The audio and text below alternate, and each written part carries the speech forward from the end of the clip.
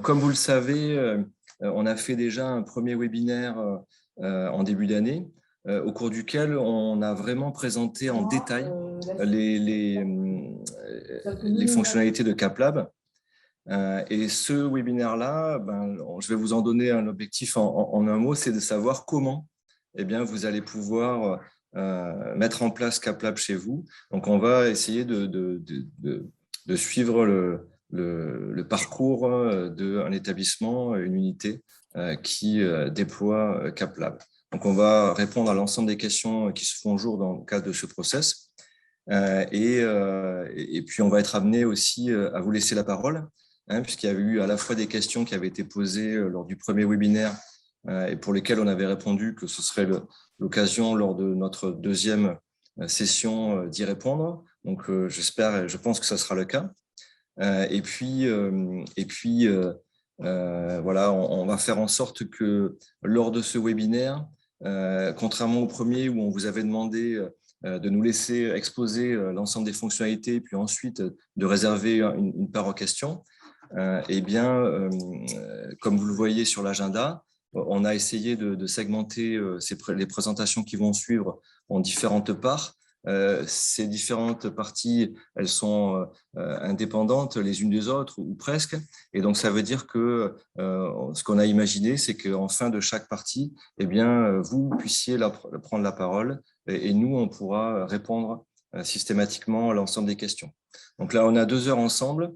Je vais faire les présentations des intervenants. Donc moi, vous me connaissez, je suis Pascal Perrotin, je suis le coordinateur des projets du SI Recherche à l'AMU et chef de projet CapLab. Il y a à côté de moi, puisqu'on est tous dans la même salle, même si on a choisi pour des raisons pratiques d'être chacun en face de sa caméra intégrée, il y a Christina Lorenzini, qui est la référente du produit CapLab et chef de projet adjointe. Il y a également Marie Le Sagère, que l'ensemble des pilotes qui ont eu à travailler sur la construction de CapLab connaissent bien et qui va présenter la partie en lien avec le déploiement et les dispositifs d'accompagnement qui sont prévus. Et également Aurélie Garde du département d'EREM à l'AMU, département relations, établissement et marketing, qui se chargera de présenter en fin de cette présentation les modalités de tarification et de conventionnement pour pouvoir s'équiper avec la solution logicielle CapLab. Voilà le programme de ce jour.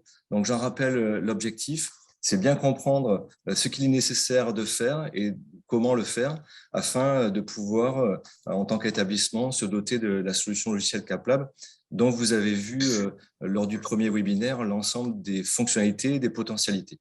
Alors, bien sûr, on va quand même revenir, c'est ce qui va être fait dans un premier temps, sur ces dites fonctionnalités afin de se remettre dans le bain de cette présentation et puis éventuellement combler, présenter très rapidement CapLab à tous les nouveaux venus qui se seraient inscrits uniquement au webinaire 2. Mais dans tous les cas, comme vous l'avez vu lors des messages d'invitation, vous pouvez aussi vous référer à tout ce qu'il y a sur le site web de l'AMU, toutes les documentations que l'on a produites, voir également le replay, comme ce sera le cas pour cette session du premier webinaire, si vous aviez des doutes ou des questionnements au sujet des fonctionnalités de CapLab. Voilà, donc après avoir fait ce programme, je vous propose de l'entamer. Donc, comme convenu dans ce type de présentation, merci de bien vouloir laisser vos micros fermés. Et puis, comme je l'ai dit tout à l'heure, on se réserve tous le droit et le devoir même de se poser des questions à chacun à l'issue de chaque phase de présentation. Vous pouvez aussi nous interrompre s'il y a des choses que vous ne comprenez pas ou qui vous paraissent importantes. Enfin, vous pouvez également, et bien entendu, vous avez déjà commencé à le faire, vous pouvez poser des questions dans le chat. Nous, on les lit et puis on y répond lors des phases de questions-réponses qu'on s'est réservées.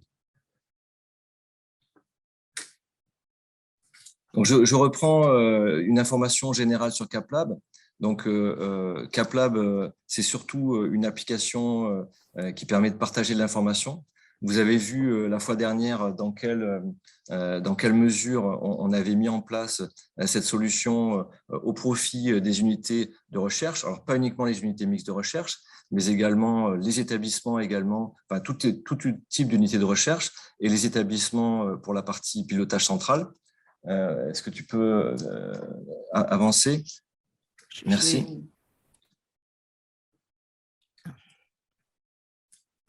Voilà.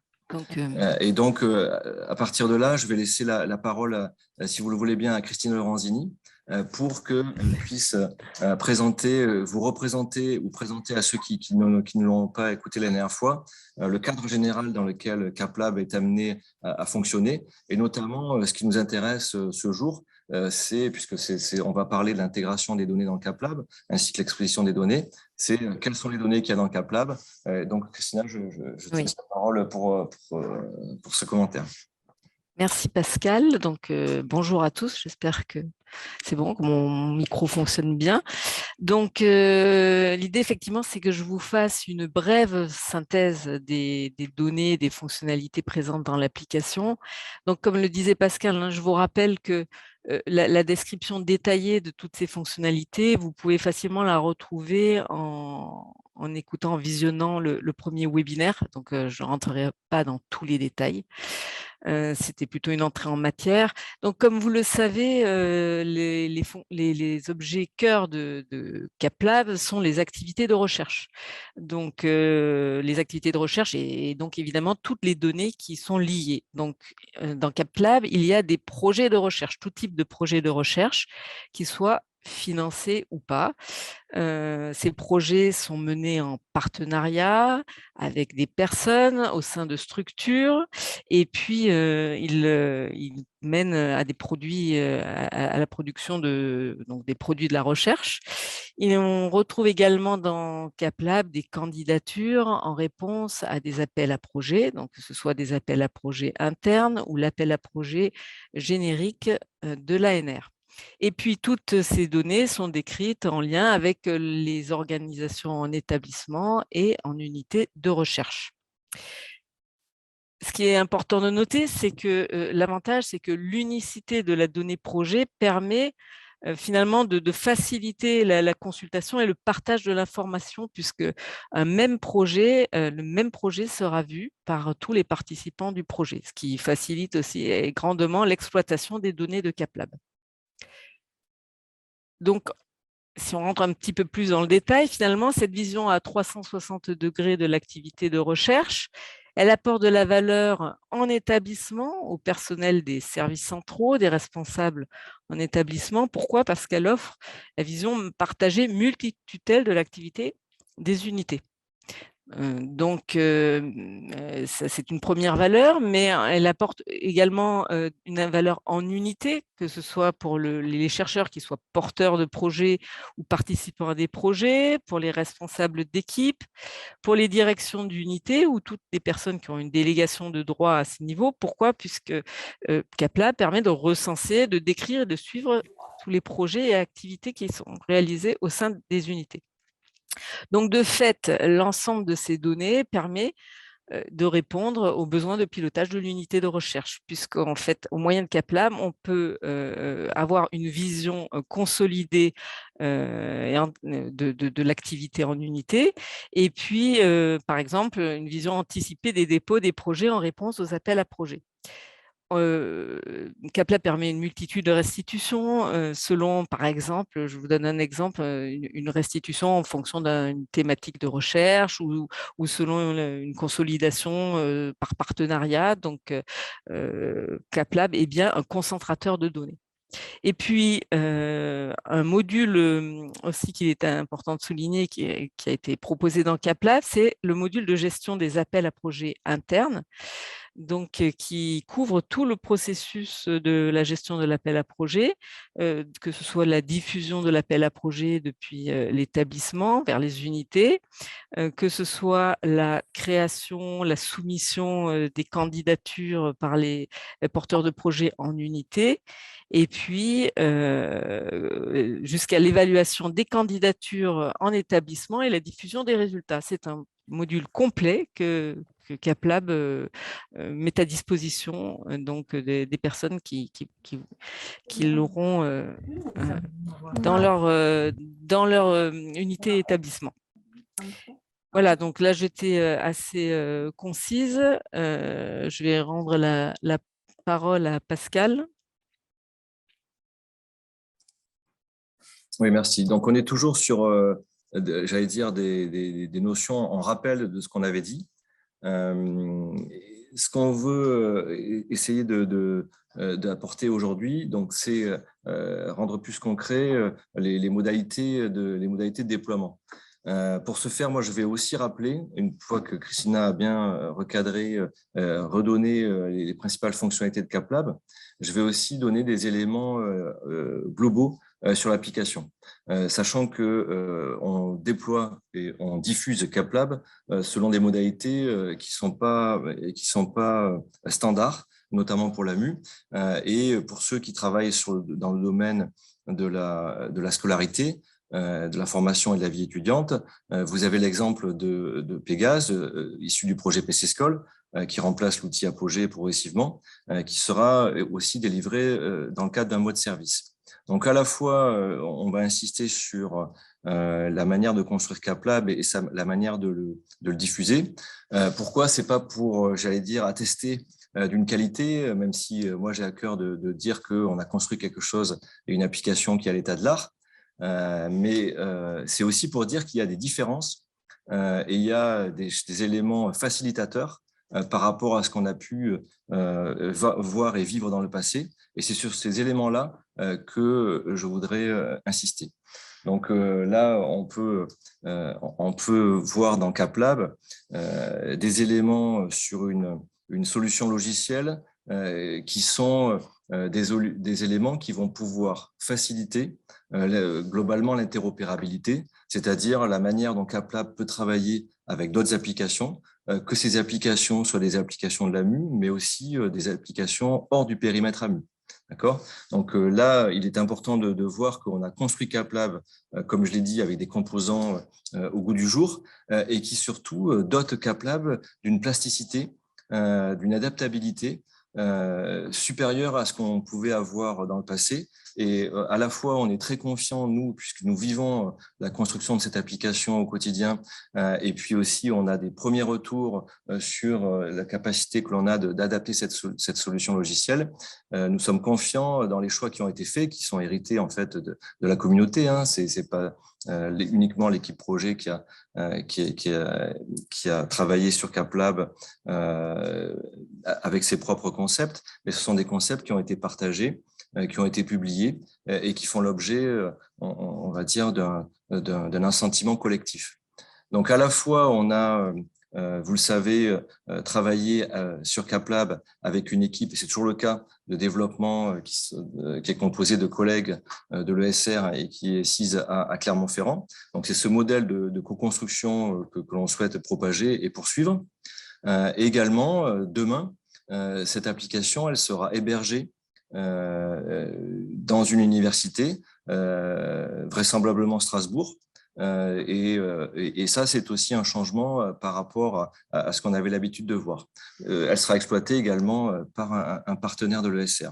Donc, on a la capacité, avec le type d'architecture dont on a doté CapLab, de pouvoir disjoindre totalement ces aspects de conception, de construction, de production, d'administration et d'exploitation, et même d'hébergement. Donc, c'est ça qui fait que CapLab possède des propriétés intrinsèques que l'on souhaite mettre en avant et qui vont nous permettre de faire évoluer CapLab, de rendre cette solution logicielle plus évolutive que ce qu'on avait au préalable.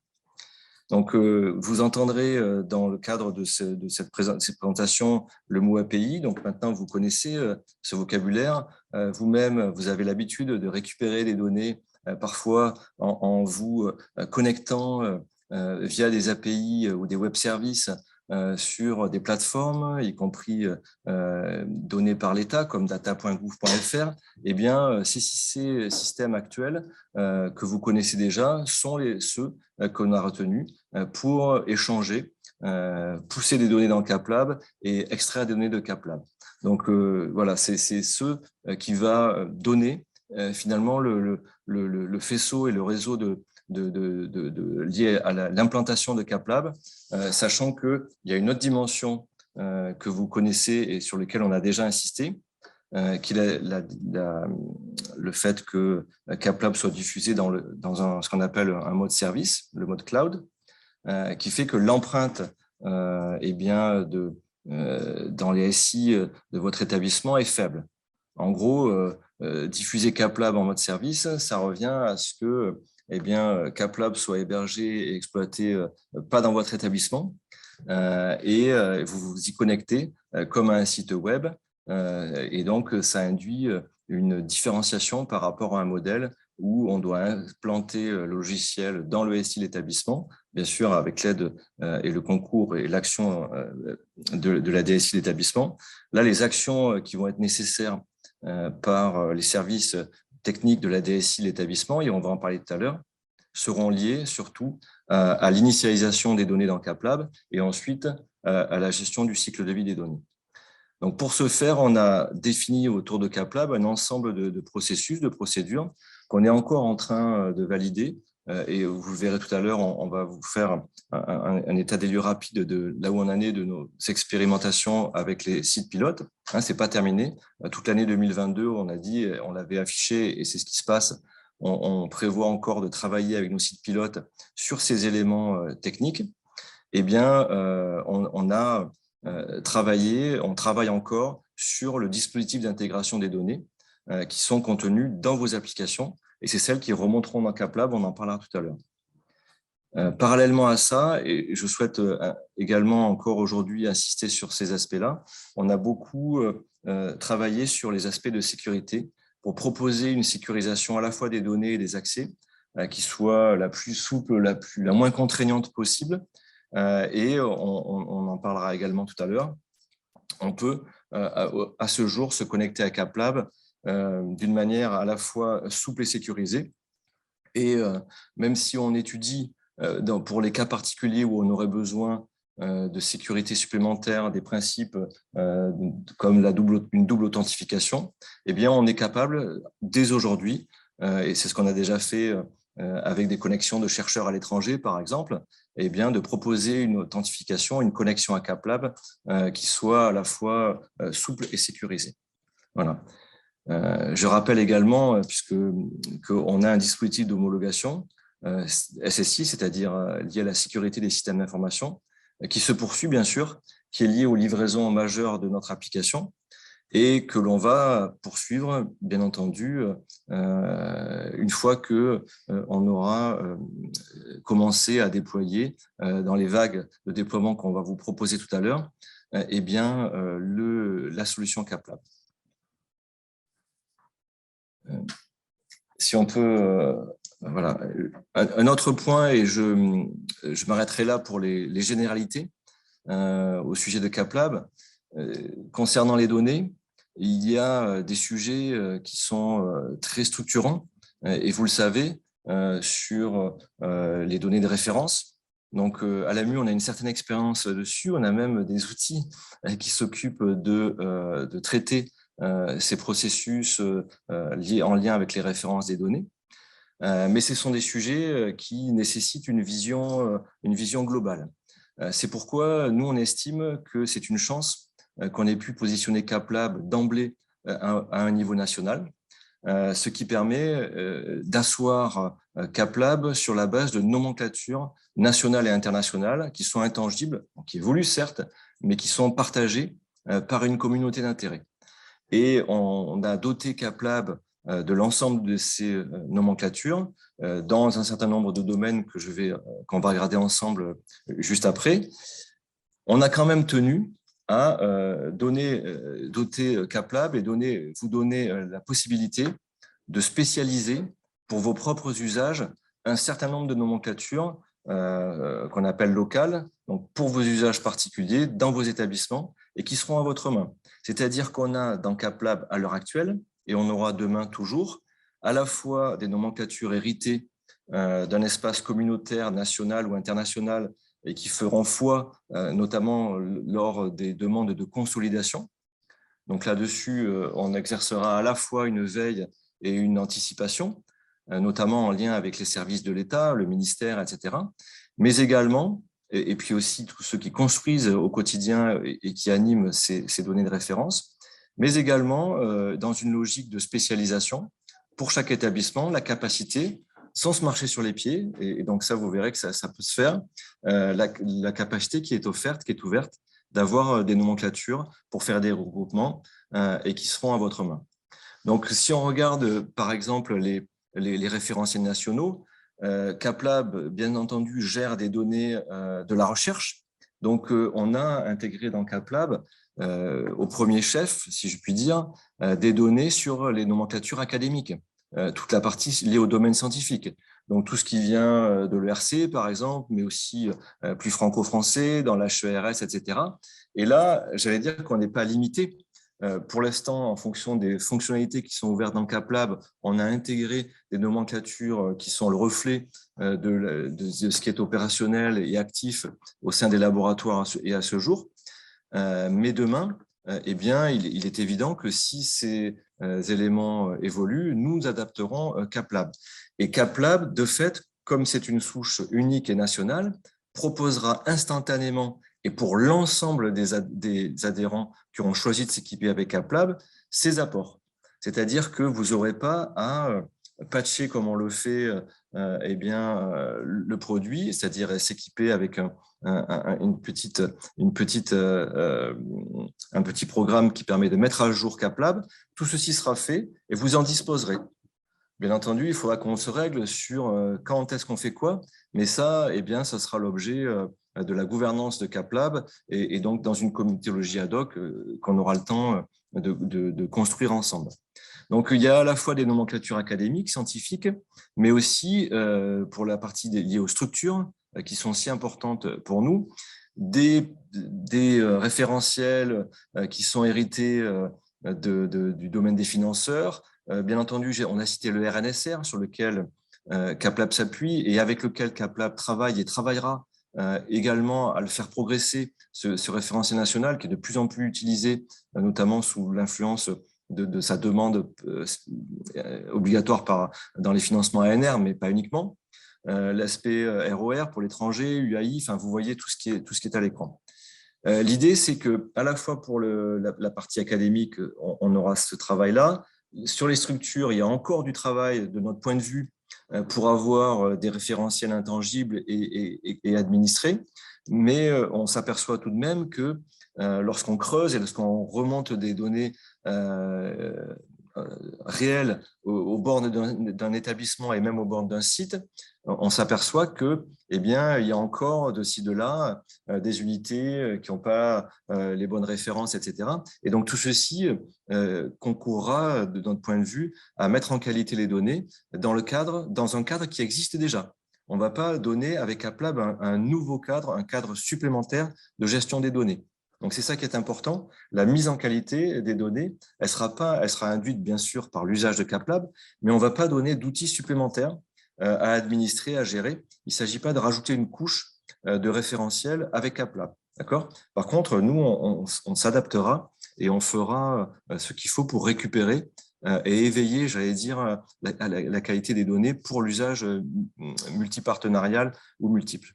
J'oubliais également sur cet aspect-là, toutes les nomenclatures ou les données de référence que l'on a à l'heure actuelle et sur lesquelles il y a un gros travail en cours, notamment qui est fait au niveau du ministère ou par l'ABES, également, l'Agence bibliographique de l'enseignement supérieur, sur l'alignement des référentiels qui identifient les publiants, comme on disait à une certaine époque, les chercheurs, les anciens chercheurs, notamment ORCID, IDEAL, donc les identifiants dans HAL, ou IDRF pour les autorités d'auteurs de publications de recherche.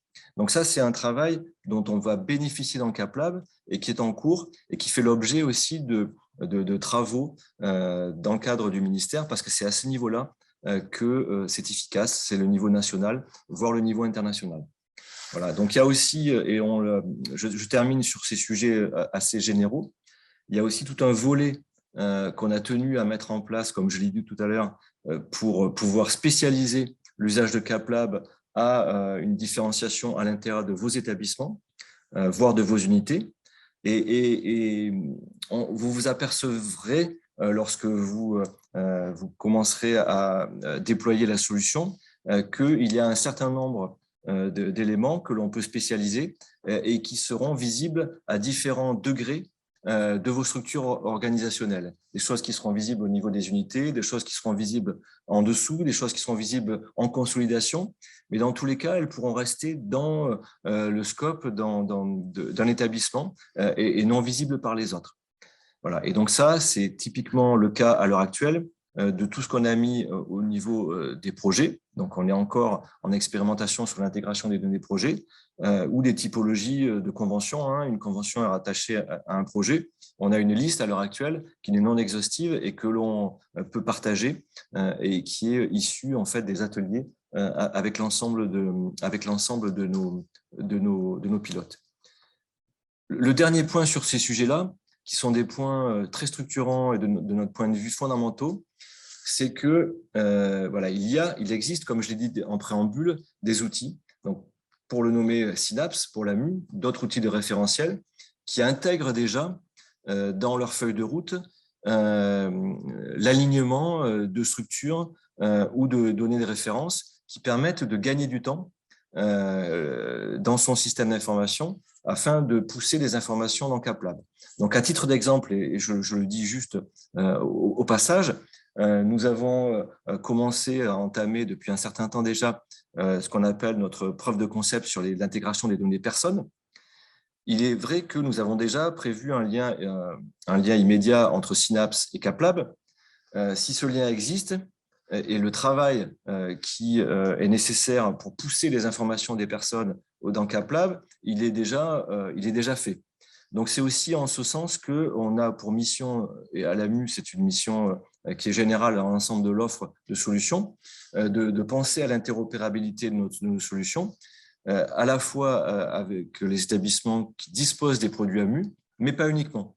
C'est pour ça qu'on est capable, d'une part, de passer pour ceux qui l'ont, par le logiciel Synapse pour faciliter l'import des personnes, mais on a aussi, bien entendu, un dispositif spécifique qui facilite et qui est simple d'usage et qui agit en masse pour intégrer les données de personnes et demain les données de projet.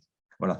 Donc ça, c'est important parce que nous, en interne à l'AMU, on va veiller à ce que dans la feuille de route de Synapse, on puisse intégrer complètement le domaine de la recherche.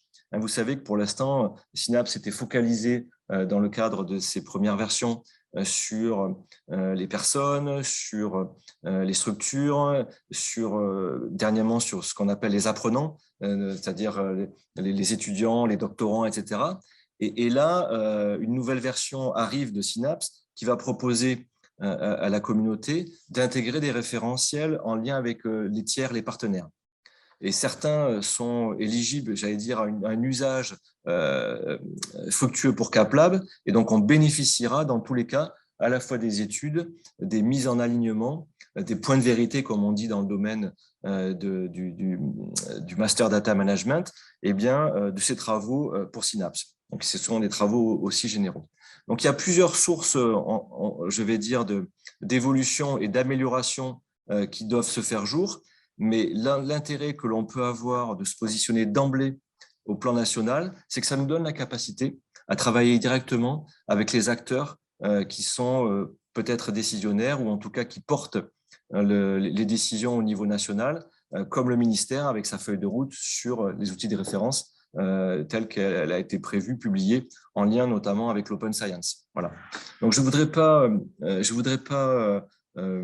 rester trop longtemps sur ces sujets-là, mais je pense que rien que ce qu'on a dit jusqu'à présent avec Christina peut faire l'objet de questions et de réponses. Et vous voyez, donc ce que je vous disais, on a matérialisé ce temps-là par l'apparition de cette petite iconographie.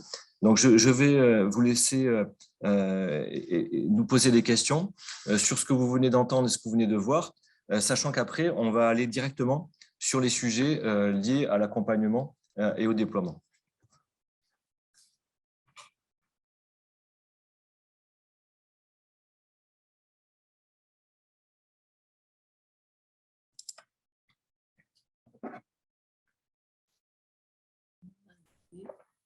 Donc, il y a à la fois des mains levées. Vous pouvez effectivement utiliser. Je vous en prie, monsieur. Alors, c'est Hendrik. Je ne vois pas le nom en entier. Parce que Il y a pas de souci. C'est compliqué à prononcer en plus. Je voulais juste savoir, par analogie avec ce qui se fait dans PC School, est-ce qu'il va y avoir des groupes de travail sur certaines fonctionnalités ou on va dire des groupes de consultation pour bien faire matcher le cahier des charges de l'outil par rapport aux besoins des différents établissements, sachant qu'ils peuvent être justement différents entre établissements avec différents outils. Voilà. Si, par exemple un établissement veut développer une certaine fonctionnalité, comment l'établissement s'y prend pour faire remonter ce besoin? Oui, alors bien sûr, hein, et ça, j'allais dire, c'est ce qu'on est fondé à proposer d'une manière générale pour l'ensemble de nos solutions. Donc là, à ce jour, hein, on va en reparler de ce point-là, mais effectivement, la construction de CapLab, elle s'est faite essentiellement avec les pilotes. Bon, on avait pris des pilotes qui sont représentatifs, hein, de toute taille, de tout type d'université, de tout type même d'établissement, hein, puisqu'il y a des organismes de recherche à l'intérieur. Puis vous savez que dans CapLab, on bénéficie du partenariat avec le CNRS. Donc vous connaissez sans doute en fait les établissements avec lesquels on a travaillé. Ils sont représentatifs. Nous-mêmes, de notre côté, on a la capacité à répercuter un certain nombre de choses, mais je vous rejoins complètement sur la manière dont on va devoir travailler à l'avenir. Pour nous, cette année, en 2022, on finit une phase du projet CapLab qui est la phase de construction. Mais c'est une construction initiale. Demain, on va livrer une version 2.0. C'est le symbole en fait du passage dans une activité qu'on appelle traditionnellement la maintenance. Il ne faut pas abusivement assimiler cette activité de maintenance à une vie de l'application qui serait, on va dire, une morne pleine. Pour nous, c'est tout le contraire. D'une part, parce qu'on a le sentiment collectivement de ne pas avoir offert encore dans CapLab l'ensemble de tout ce qu'on pouvait imaginer et en réponse aux besoins de la communauté sur le domaine recherche et qui est potentiellement intégrable dans CapLab. Et d'autre part, parce que les fonctionnalités que l'on a définies, même si elles sont déjà passées au crible des pilotes et puis d'un usage, je vous donne l'exemple de l'appel du module sur l'appel à projet interne ou d'autres types, les affectations en unité, etc. Il est clair que l'usage un peu plus répandu de CapLab va donner à la fois des demandes d'évolution, des demandes d'amélioration, et ça sera tout l'enjeu de la période à venir qui s'ouvre, d'organiser correctement ces retours. Donc on va de fait en parler, puisque lors de l'accompagnement et au déploiement, on va vous dire comment on va organiser l'élément de base qui permet de saisir ces besoins et ces demandes, qui est l'assistance. Donc, peut-être sur ce sujet-là, je ne m'étendrai pas plus, à moins que Christina ou Marie aient des choses à rajouter. Je garde encore la main, puisqu'on n'a pas épuisé notre créditant, même si on va le limiter pour passer à autre chose ensuite. Est-il prévu des liens avec CIFAC? Donc, même question relative à CIFAC. Donc, à ce jour, il n'est pas prévu de lien avec CIFAC. Pourquoi? Parce qu'en fait, on va récupérer de l'information sur des aspects financiers en lien avec les projets. Et on va les récupérer, eh bien, pas forcément dans la sphère comptable, mais sur des sphères en lien avec plus proche de l'activité. Et donc, le lien avec CIFAC qui consisterait à pouvoir récupérer des informations, on va dire, opérationnelles et actualisées sur une consommation, par exemple, ce sont des sujets qui sont très compliqués et qu'on a choisi pour l'instant de laisser de côté pour proposer des choses qui sont plus immédiatement demandées et opérationnelles. Donc, en attendant d'avoir une parfaite interopérabilité avec l'ensemble des sources de données sur les aspects financiers, on va dans CapLab proposer des éléments de suivi des projets qui soient des éléments consolidés qu'on récupérera à partir d'autres sources de données que CIFAC. Il y a d'autres questions? Oui, moi j'ai une petite question. Je voulais savoir, vous avez parlé des données de la recherche. Est-ce que vous considérez que les publications, c'est des données de la recherche et dans quelle mesure on peut les gérer de manière autre que chacun met ses publications en ligne ou est-ce qu'il y a un outil pour gérer un petit peu les publications au sein d'un laboratoire? Oui, donc je réponds, donc c'est Monsieur Couturier, c'est ça. Oui, je réponds rapidement. Vous le verrez tout à l'heure, on a initialement récupéré des publications qui sortaient d'un projet global piloté par à la fois l'INIST, donc le CNRS et le ministère, qui s'appelait Conditor. Donc ce projet, il est plus à l'heure actuelle, en cours. Et donc, ce qui va nous amener, nous, à collecter des informations sur les publications, parce qu'on va, on va les proposer en consultation, et bien à partir d'autres réservoirs de données, comme HAL notamment.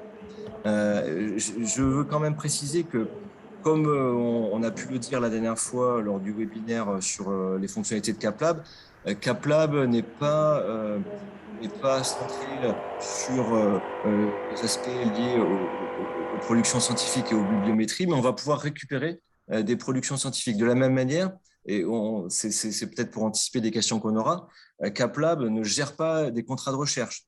CapLab récupère des informations sur les projets à partir éventuellement d'applications qui gèrent des contrats de recherche et les intègre aux informations nécessaires au pilotage et à la gestion des projets de recherche par les chercheurs, par les porteurs de projets et par les unités de recherche, ce qui est différent. Donc, il faut progressivement prendre la mesure à la fois de ce qu'offre CapLab, des outils qui sont existants, parce qu'il s'agira également de votre côté, dans votre établissement, quand CapLab pourra offrir une fonctionnalité concurrente, eh bien, de ne pas la multiplier. Et donc, il ne nous appartiendra pas forcément de décider à votre place d'éteindre telle ou telle application lorsque CapLab se fera fort de l'intégrer et de la mutualiser avec, on l'espère, nous, une dimension supplémentaire de consolidation. Mais on essaiera de vous convaincre de le faire, mais cette décision ne nous appartiendra pas. Donc l'idée générale, c'est qu'en fonction de l'usage que vous aurez de CapLab, ça sera justement de maximiser l'usage de cette application en vous basant sur la valeur qu'elle apporte, c'est-à-dire, je le répète, hein, et qui n'est pas une valeur, ce n'est pas une des moindres valeurs que l'on aura à utiliser CapLab, c'est-à-dire le partage et le fait qu'on ait une vision unique du même projet entre porteurs, partenaires et institutions qui travaillent sur le même projet de recherche. Ça, c'est un avantage dont il faudra réellement pouvoir profiter. Et pour ce faire, ça se fera que lorsque on aura un usage de CapLab. Merci. Alors, je propose pour qu'on enchaîne, parce que je vois qu'il y a beaucoup de questions. Donc, dans tous les cas, vous le savez, on répondra à l'ensemble des questions. Si on ne le fait pas maintenant, on le fera en différé. De clôturer ce premier temps d'échange et puis de passer à la suite de la présentation. Et je pense que vous aurez aussi d'autres questions ou peut-être d'autres éclaircissements lorsque eh bien, on aura fait un petit bout de chemin sur la suite de la présentation. Donc, je laisse la parole à Christina qui va introduire la partie sur le déploiement et l'accompagnement.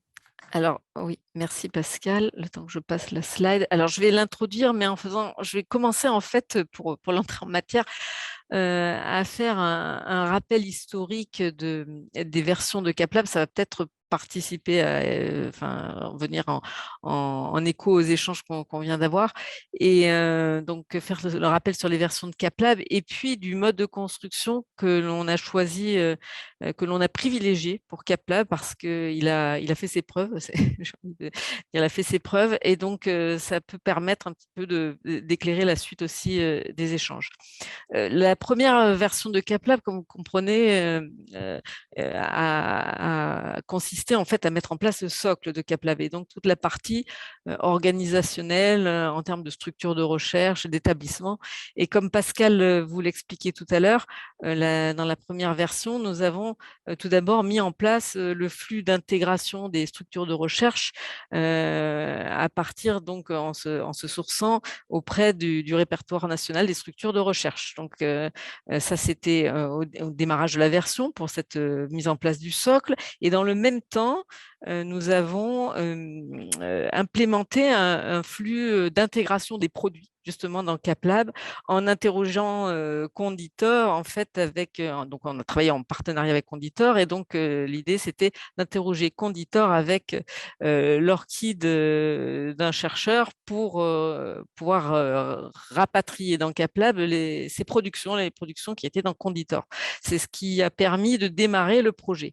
À partir de là, en fait, nous avons commencé à fonctionner en mode POC, c'est ce que disait tout à l'heure Pascal, preuve de concept. Donc, en fait, on a fonctionné par expérimentation de fonctionnalités. C'est-à-dire qu'on a démarré sur une fonctionnalité que l'on a expérimenté avec les pilotes qui souhaitaient le faire avec nous, d'abord sur un petit périmètre pour l'éprouver, pour en tirer les enseignements. Et puis, et au fur et à mesure, nous avons étendu cette fonctionnalité à un panel plus large de laboratoires des pilotes qui ont travaillé avec nous.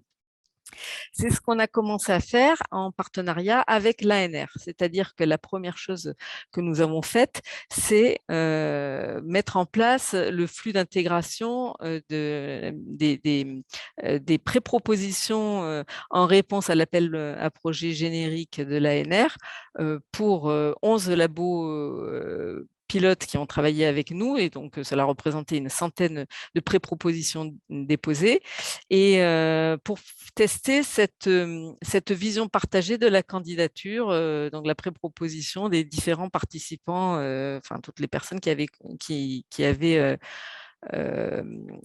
participé à cette élaboration. Cette expérience étant concluante, on l'a étendue à partir de la V1.2 à 340 laboratoires, ce qui représentait environ 2000 projets déposés.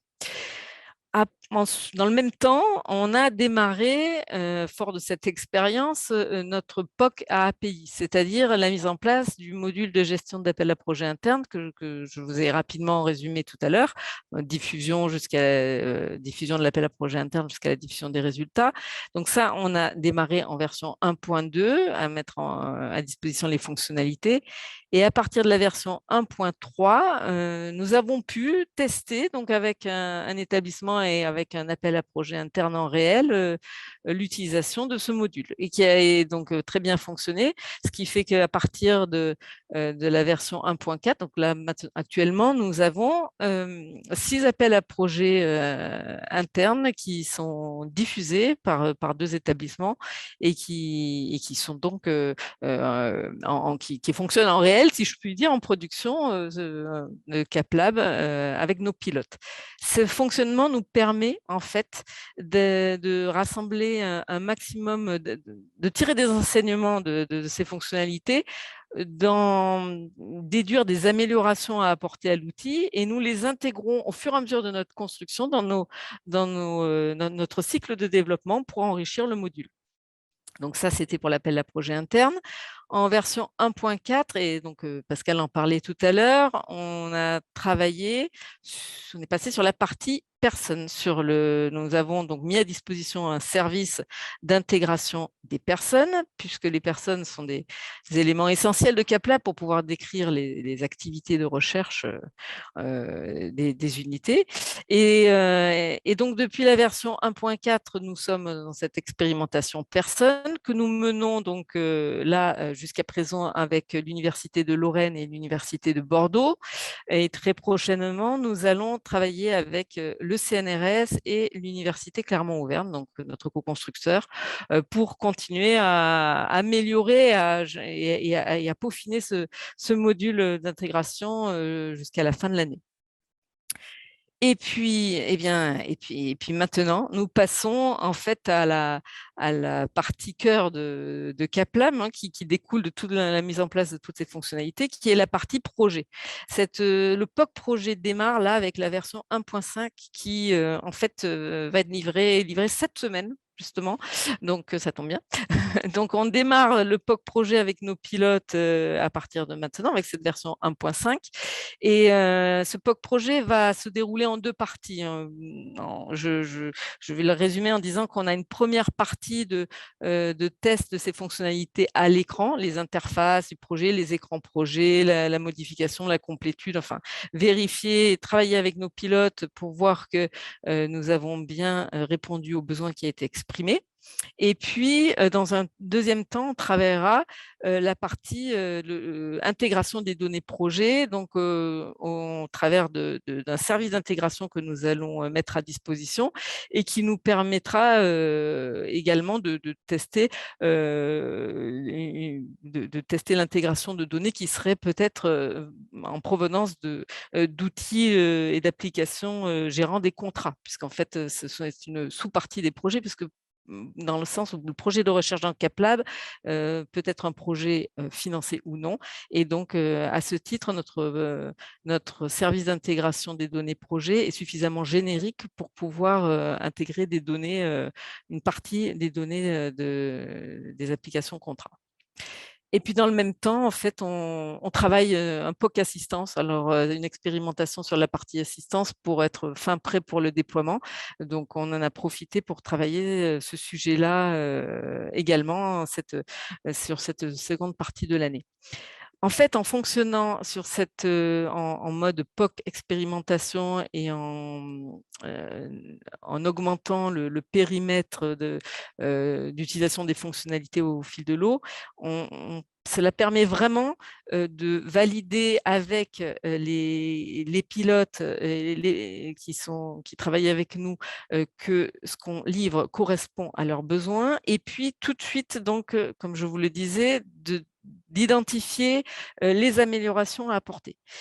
Pourquoi je vous dis ça? Parce qu'il est important de noter qu'on va continuer comme ça. C'est-à-dire que même si en 2023, on déploie CapLab, comme disait Pascal, on apporte là une première version de CapLab avec une construction qui sera terminée à la fin de l'année. CapLab continuera de vivre, c'est-à-dire qu'on va conserver cette composante de construction sous forme de POC par la suite, en parallèle du déploiement, donc, parce que CapLab est une application évolutive qui va continuer à s'enrichir, à s'améliorer au fil du temps, et en fonction des retours de la communauté. Donc, c'était important de le préciser parce que on va continuer à travailler sous ce mode-là. Voilà, donc c'était une introduction que nous souhaitions faire avant de laisser la main à Marie qui va poursuivre sur la partie accompagnement et déploiement. Bonjour. Et du coup, je me permets, Christina, de rebondir sur ce que tu viens de dire par rapport à la demande de M. Hendrick, qui justement, ce fonctionnement par POC et par construction itérative sera certainement, donnera lieu à des groupes de travail constitués pour aller faire des expressions de besoins ciblées et des expérimentations ciblées. Voilà. Donc, je vais enchaîner sur la feuille de route du déploiement. Donc, vous pouvez le voir, on a essayé de schématiser finalement de manière assez classique un déploiement par vague.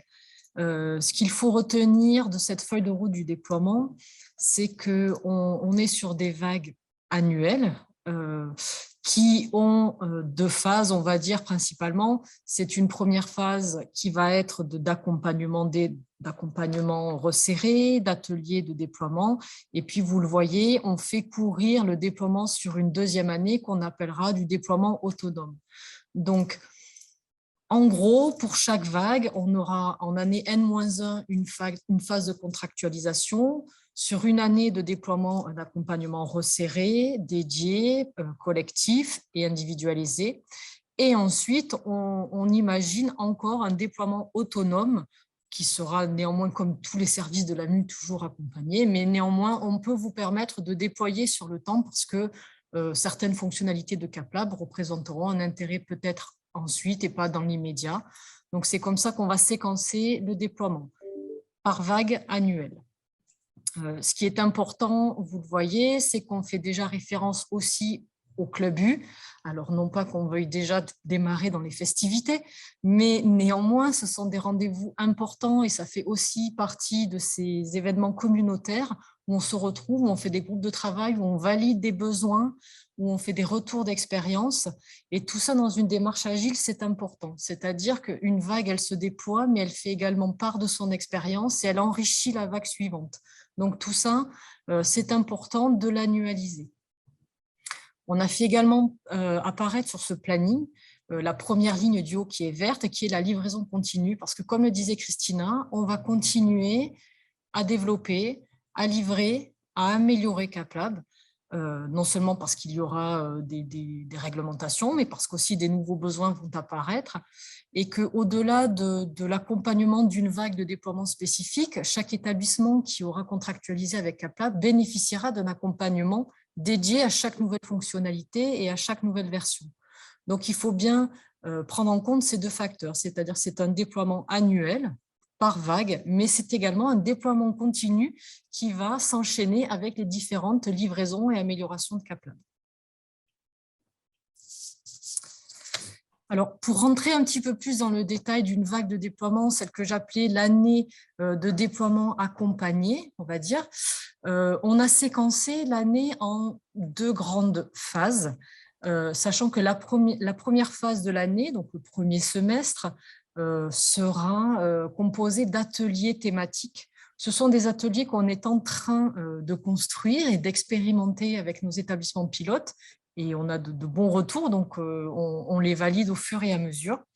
Et ces ateliers sont cadencés de telle manière à ce qu'ils vont vous permettre finalement de vous organiser autour des données.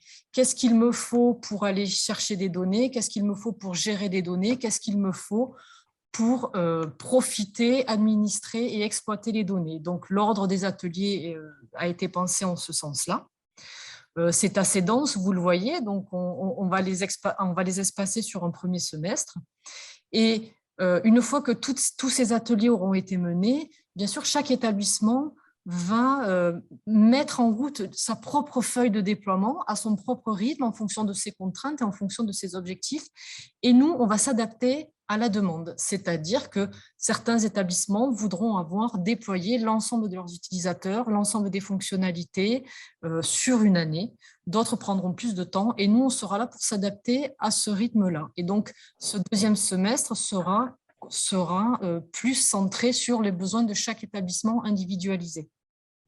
Ça n'empêche pas d'ailleurs, excusez-moi, sur le premier semestre, on fera aussi des points individualisés, mais ils sont plus concentrés sur les événements collectifs. Ce qui est aussi important, d'ailleurs, c'est que de constituer une vague de déploiement, c'est aussi construire un collectif et c'est partager des questionnements, partager des réflexions. Et donc, c'est aussi important pour chaque vague de déploiement de construire ce collectif autour du déploiement de CapLab.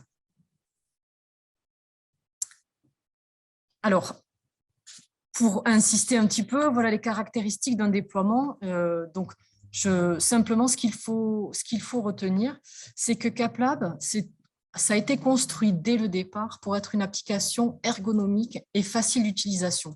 Parce que notre première contrainte, en tout cas ce qu'on a pris en compte, c'est que toutes les personnes, alors en général qui travaillent en unité de recherche, qui travaillent en établissement, ont peu de temps à consacrer pour se former et à monter en compétence sur une application, mais c'est d'autant plus exacerbé dans le monde de la recherche.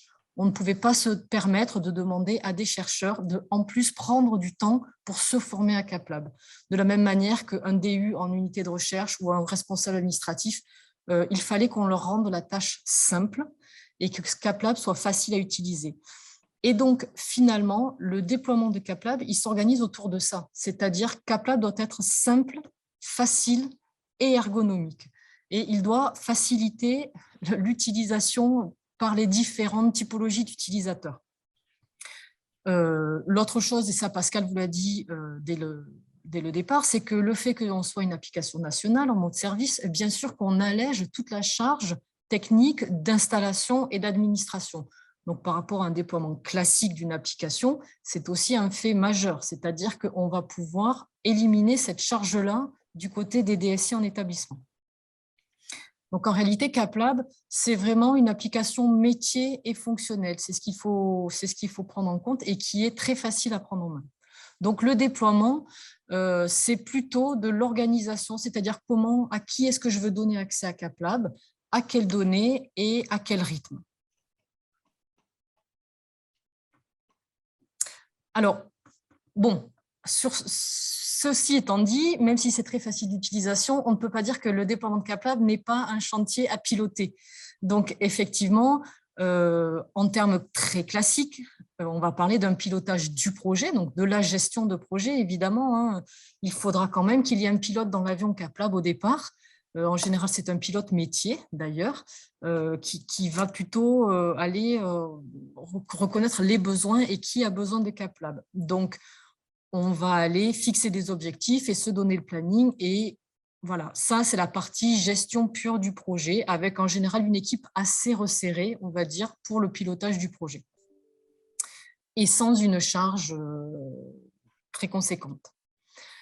Il faudra aussi piloter les habilitations, parce qu'effectivement, CapLab, c'est donner l'accès à des données. Et à qui veut-on donner accès aux données? Donc ça sera valable tant dans l'établissement qui va contractualiser le déploiement, quels sont les services, quels sont les personnels en établissement qui auront accès à CapLab et qui auront accès aux données CapLab. Et puis ensuite, alors, on ne se posera pas trop la question en unité de recherche, forcément qu'on va donner l'accès à CapLab à toutes les unités de recherche. Néanmoins, il va falloir se poser la question de, selon la taille des établissements, selon la taille des unités de recherche, selon l'organisation des unités de recherche, le niveau d'autonomie des unités de recherche, quel type d'habilitation on va donner à ces personnels en unité de recherche. Donc ça, c'est un chantier aussi à prendre en compte et qui sera à mener. Et puis finalement, il y a le pilotage des données, c'est-à-dire le cœur de CapLab. Effectivement, comment est-ce que je vais identifier la source des données, donc c'est-à-dire les données projets, les données personnes, quelle est la source, comment est-ce que je souhaite les intégrer, est-ce que je vais les intégrer de manière différente selon mes objectifs, à long terme, à court terme. Donc voilà, ça, ce sont les trois grands chantiers de pilotage qui sont pour en général menés par un chef de projet en établissement. Alors, je vais faire un peu une emphase sur le chantier que je viens d'introduire, le pilotage des données. Donc, effectivement, pour ce chantier données, la question va être l'initialisation des données pour commencer. Alors, il y a plusieurs manières d'initialiser les données dans CapLab en fonction de ses objectifs, en fonction de ses moyens et en fonction de ce que l'on veut à terme. On a laissé la possibilité de pouvoir initialiser des données à l'écran, de pouvoir initialiser des données à l'import ou de pouvoir initialiser les données par flux automatique. Bien sûr que selon, on va dire, la force de frappe d'un établissement ou peut-être ce qu'il a les moyens de faire ou ce qu'il désire faire, il choisira pour commencer peut-être une option et puis ensuite il ira vers une autre. En tout cas, la question va se poser sur l'initialisation des données et le périmètre que l'on veut au départ pour déployer CapLab. Une fois les données dans CapLab, bien sûr, l'objectif, c'est de les administrer. Donc, ça va surtout se passer au niveau de l'administration des flux que nous, on va par ailleurs outiller. Donc, si on a fait le choix d'aller développer des demi-flux et donc d'envoyer les données, qu'elles soient personnes ou projets, via des demi-flux dans CapLab, de notre côté, on va outiller toute cette administration des flux de données via une console spécifique qui est lié à cette console, à ce CapLab national. Puisque, vous le savez, quand vous êtes en établissement et que vous avez vos applications en propre, vous monitorez vous-même vos propres flux et vous avez la main sur la gestion de vos données. Là, vous avez la main sur les données que vous allez envoyer dans CapLab, mais vous allez être dépendant de la manière dont ces données sont gérées sur cette application nationale. Donc, il était important aussi pour nous de vous donner de la visibilité sur ces flux en termes de déploiement pour l'administration des données. Et bien sûr, l'objectif, c'est je rentre des données dans CapLab, ensuite il y aura de la complétude de données, et finalement, l'objectif, c'est d'exploiter ces données. Donc, on va avoir des restitutions de données et puis tout un service d'API mis à votre disposition ensuite. Alors, un chantier accompagnement, c'est important quand même toujours de le rappeler. Comme vous le disiez, Christina, on met en place un POC assistance. Alors, pourquoi POC, vous me direz, puisque l'assistance, c'est quand même quelque chose de connu. À l'AMU, il y a quand même une grande tradition de gestion des demandes d'assistance. Et vous-même, en établissement, hein, vous savez, vous gérez déjà très bien vos demandes d'assistance pour tous les outils que vous exploitez. Néanmoins, on a une petite particularité dans CapLab, et ça a été voulu dès le départ de la conception, c'est que l'assistance, elle est intégrée à l'outil. C'est-à-dire que pour l'expérience utilisateur, on a souhaité à ce que n'importe quel utilisateur, un chercheur, un administrateur, un gestionnaire, lorsqu'il a une difficulté dans CapLab, lorsqu'il se pose une question, s'il ne trouve pas la réponse dans l'aide en ligne, qui est aussi accessible depuis CapLab, alors il peut faire sa demande d'assistance dans CapLab. Seulement, vous imaginez bien qu'avec la diversité des utilisateurs que nous avons, c'est-à-dire en unité de recherche, en établissement, avec la spécificité des unités mixtes de recherche, c'est-à-dire si j'ai 2 établissements qui ont déployé CapLab et que je suis en unité de recherche, qui va assurer l'assistance à l'utilisateur? Donc tout ça, c'est une mécanique un petit peu spécifique à CapLab qu'on a mis en place et qu'on est en train que l'on va tester là, c'est-à-dire pareil à partir de demain, avec nos pilotes, qui gère les demandes d'assistance de quels utilisateurs, et notamment dans le cas des unités mixtes de recherche. Et donc, ça sous-entend que puisque ce service est fourni dans CapLab, ce qui n'est pas le cas pour la majorité des outils pour l'instant, il y a un dispositif un peu spécifique à mettre en place en établissement aussi pour pouvoir accueillir toutes ces demandes d'assistance qui vont arriver depuis CapLab. Donc ça, c'est un chantier sur lequel vous serez accompagné pour déployer CapLab. Le deuxième chantier sur lequel on insiste, c'est l'animation des communautés utilisateurs, parce qu'effectivement, la recherche dans vos établissements et de par la mixité des laboratoires, vous faites face à une multitude de communautés utilisateurs différentes et avec des objectifs différents et avec des contraintes différentes. Donc, ce sera important d'animer ces différentes communautés et de leur montrer les usages et les intérêts de CapLab en fonction de leurs objectifs et de leurs demandes. Donc ça, c'est pareil, ce sera des choses qu'on construira avec vous. Alors, bien sûr, le déploiement de CapLab ne pourra pas se faire sans les unités de recherche. Mais il faut rassurer sur le fait qu'elles ne seront pas les premières sollicitées, on va dire, et que CapLab pourra, au démarrage, se déployer, on va leur fournir des données, et ensuite, on va leur demander de venir plutôt en complétude de données, et finalement leur donner le goût à la donnée partagée, et ensuite d'utiliser CapLab et d'enrichir CapLab. La seule chose qui va reposer sur les unités de recherche, finalement, c'est la description scientifique de l'unité de recherche, parce que là, c'est vraiment une spécificité pour eux, et également la description de l'unité de recherche en équipe, par exemple. Néanmoins, et encore une fois, c'est quelque chose qui pourra être fait en centrale si vraiment une unité de recherche ne pouvait pas le faire. Donc, normalement, c'est une part du déploiement qui repose sur les unités de recherche, mais ne pas oublier que si une unité de recherche a besoin d'être accompagnée, ce sont des actions qui peuvent être faites en centrale aussi. Je vais faire une petite incise sur l'accès à CapLab, parce qu'effectivement, c'est assez complexe de par notre écosystème, en termes d'application nationale, en termes d'unités mixtes de recherche, en termes de diversité des systèmes d'information, et donc qui va accéder à CapLab et comment on va accéder à CapLab. On a été chercher des retours d'expérience de la communauté recherche en termes techniques, en termes métiers. On a aussi bénéficié, nous, de notre propre expérience du POC appel à projet interne, qui est vraiment une mise en situation réelle des chercheurs, on va dire, sous tension. Donc, comment rendre un service avec CapLab, avec des typologies d'usagers qui ont tendance à créer un compte et faire leur réponse à appel à projet interne un peu au dernier moment. Et donc, c'était quelque chose dont on était obligé de prendre en considération pour rendre un service à la communauté de la recherche.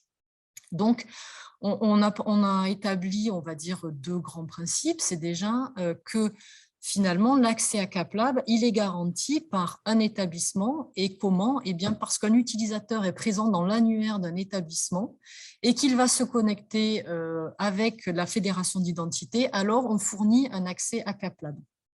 Un autre service qu'on rend, qui est que un chercheur, en tout cas les personnels d'unités de recherche, peuvent créer leur compte en autonomie, avoir certains usages de CapLab, pas tous, mais notamment celui qui nous intéressait, c'était candidater à un appel à projet interne, sans aucun blocage, on va dire, technique, donc en termes processus métier, se créer un compte à CapLab, accéder à quelques fonctionnalités, notamment de réponse à un appel à projet interne, est garanti. Mais ensuite, bien sûr, on fournit tout le service de validation et de confirmation de ces comptes, voire de correction de ces comptes. Mais il a fallu qu'on trouve le juste milieu entre une sécurisation totale de l'accès à CapLab et en même temps rendre un service à une communauté qui a des usages spécifiques, et notamment dans le cadre des appels à projets.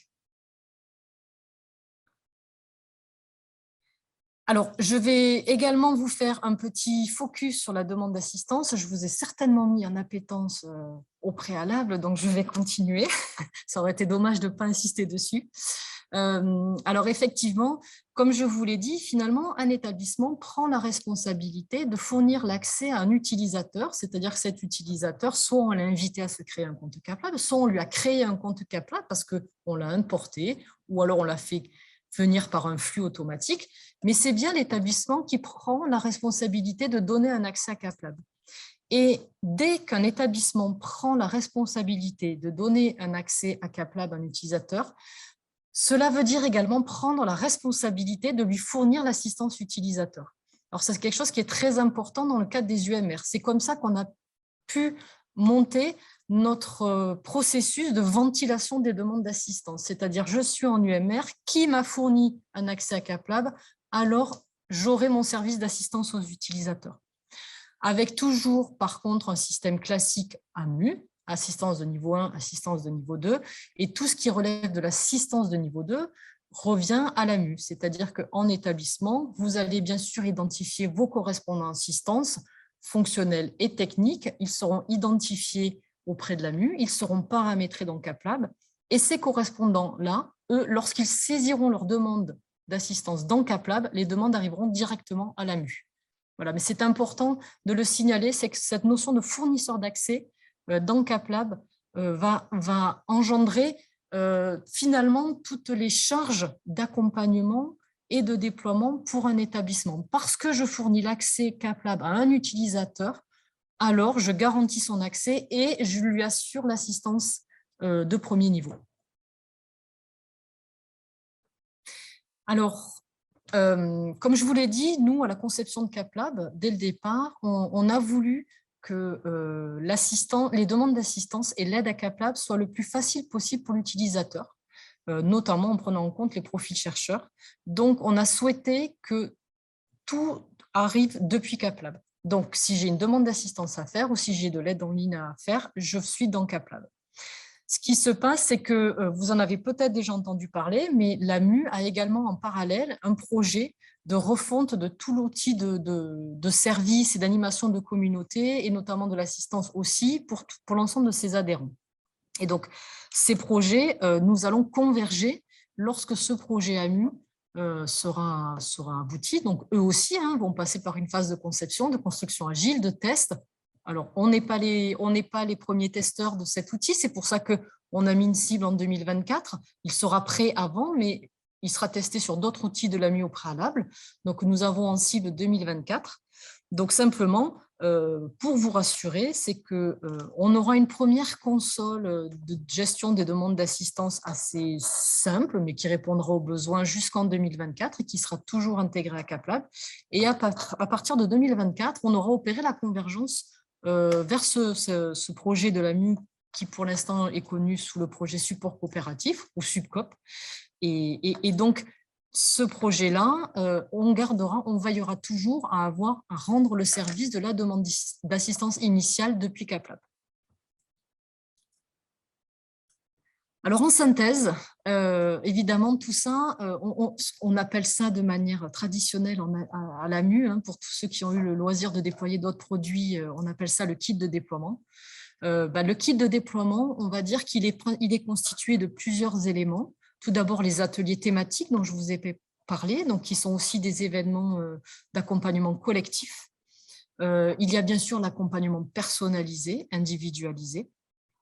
Je l'ai dit, il y a une aide en ligne qui est très fournie, très riche et utilisée déjà, ce qui peut être remarquable parce qu'on a plutôt l'habitude, en général, sur beaucoup de produits, de produire des documents utilisateurs qui sont peu utilisés et là, on a un très bon retour des utilisateurs de l'Université de Clermont-Auvergne et de l'Université de Lorraine, avec des vrais chercheurs, avec des vrais personnels de laboratoire qui ont été regarder l'aide en ligne.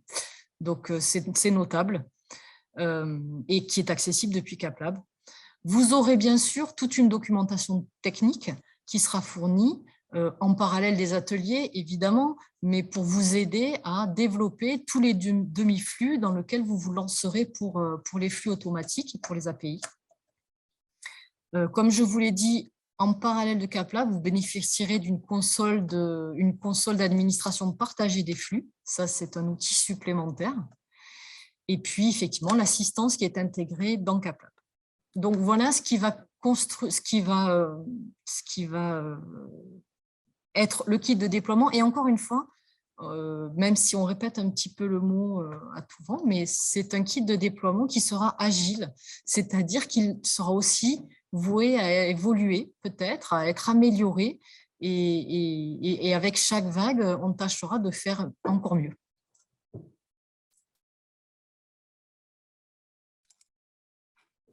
Bien, merci Marie. Alors, ce que je propose, c'est qu'on remonte dans la liste des questions. Il y en avait un certain nombre, j'ai parfois répondu ou d'autres directement, mais je pense qu'il y a des questions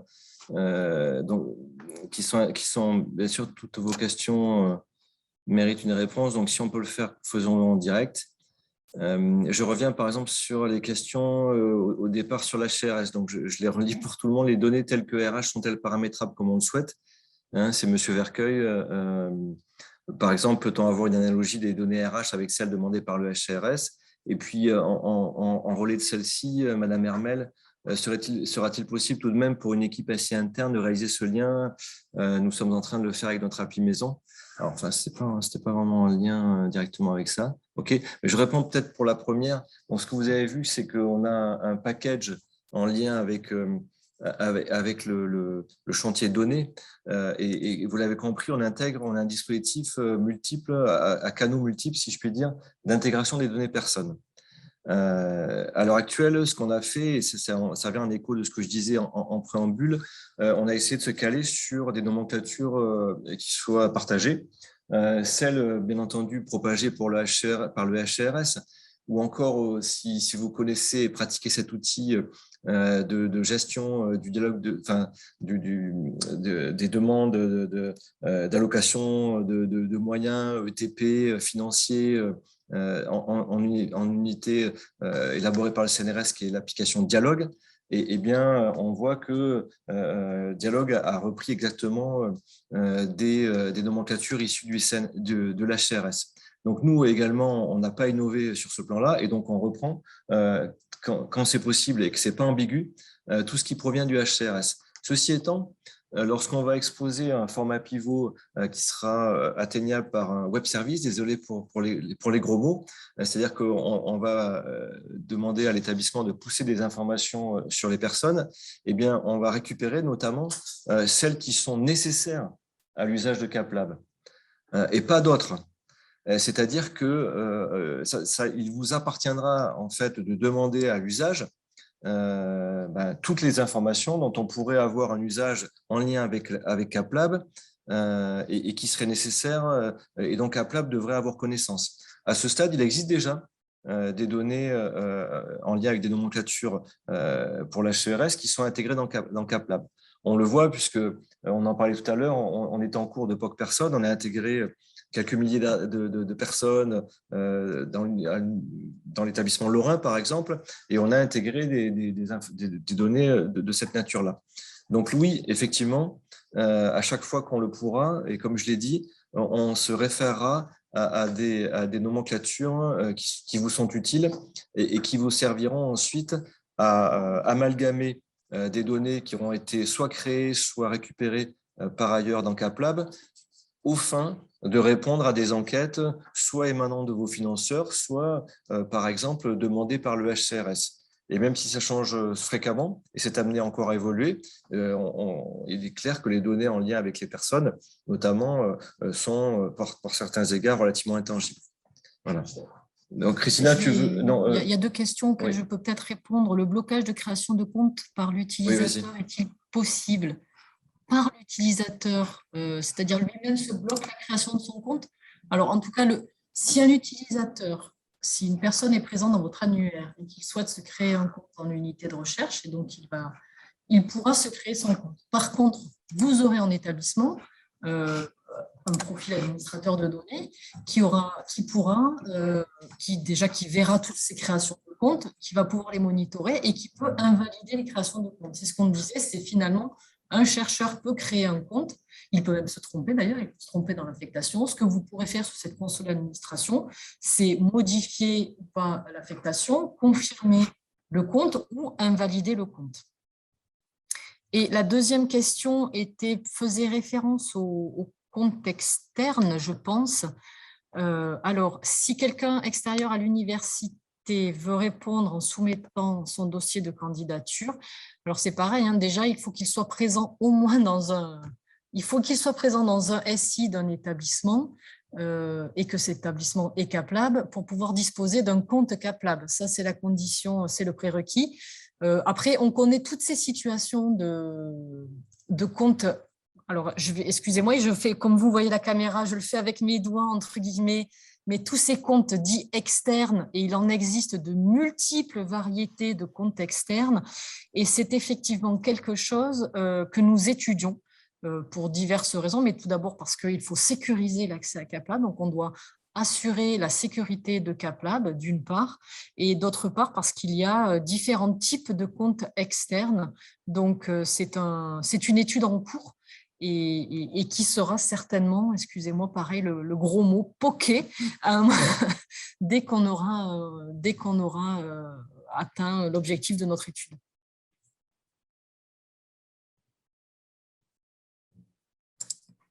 On reprend encore, il y avait des…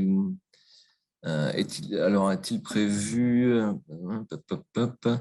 oui, si on revient un peu plus haut, donc il y avait également une question au sujet des contacts avec l'outil de doctorat, Amétis, Sigal, Hadoum. Donc effectivement, on regarde Hadoum, mais on ne regarde pas que ça. Hein. Vous savez, dans les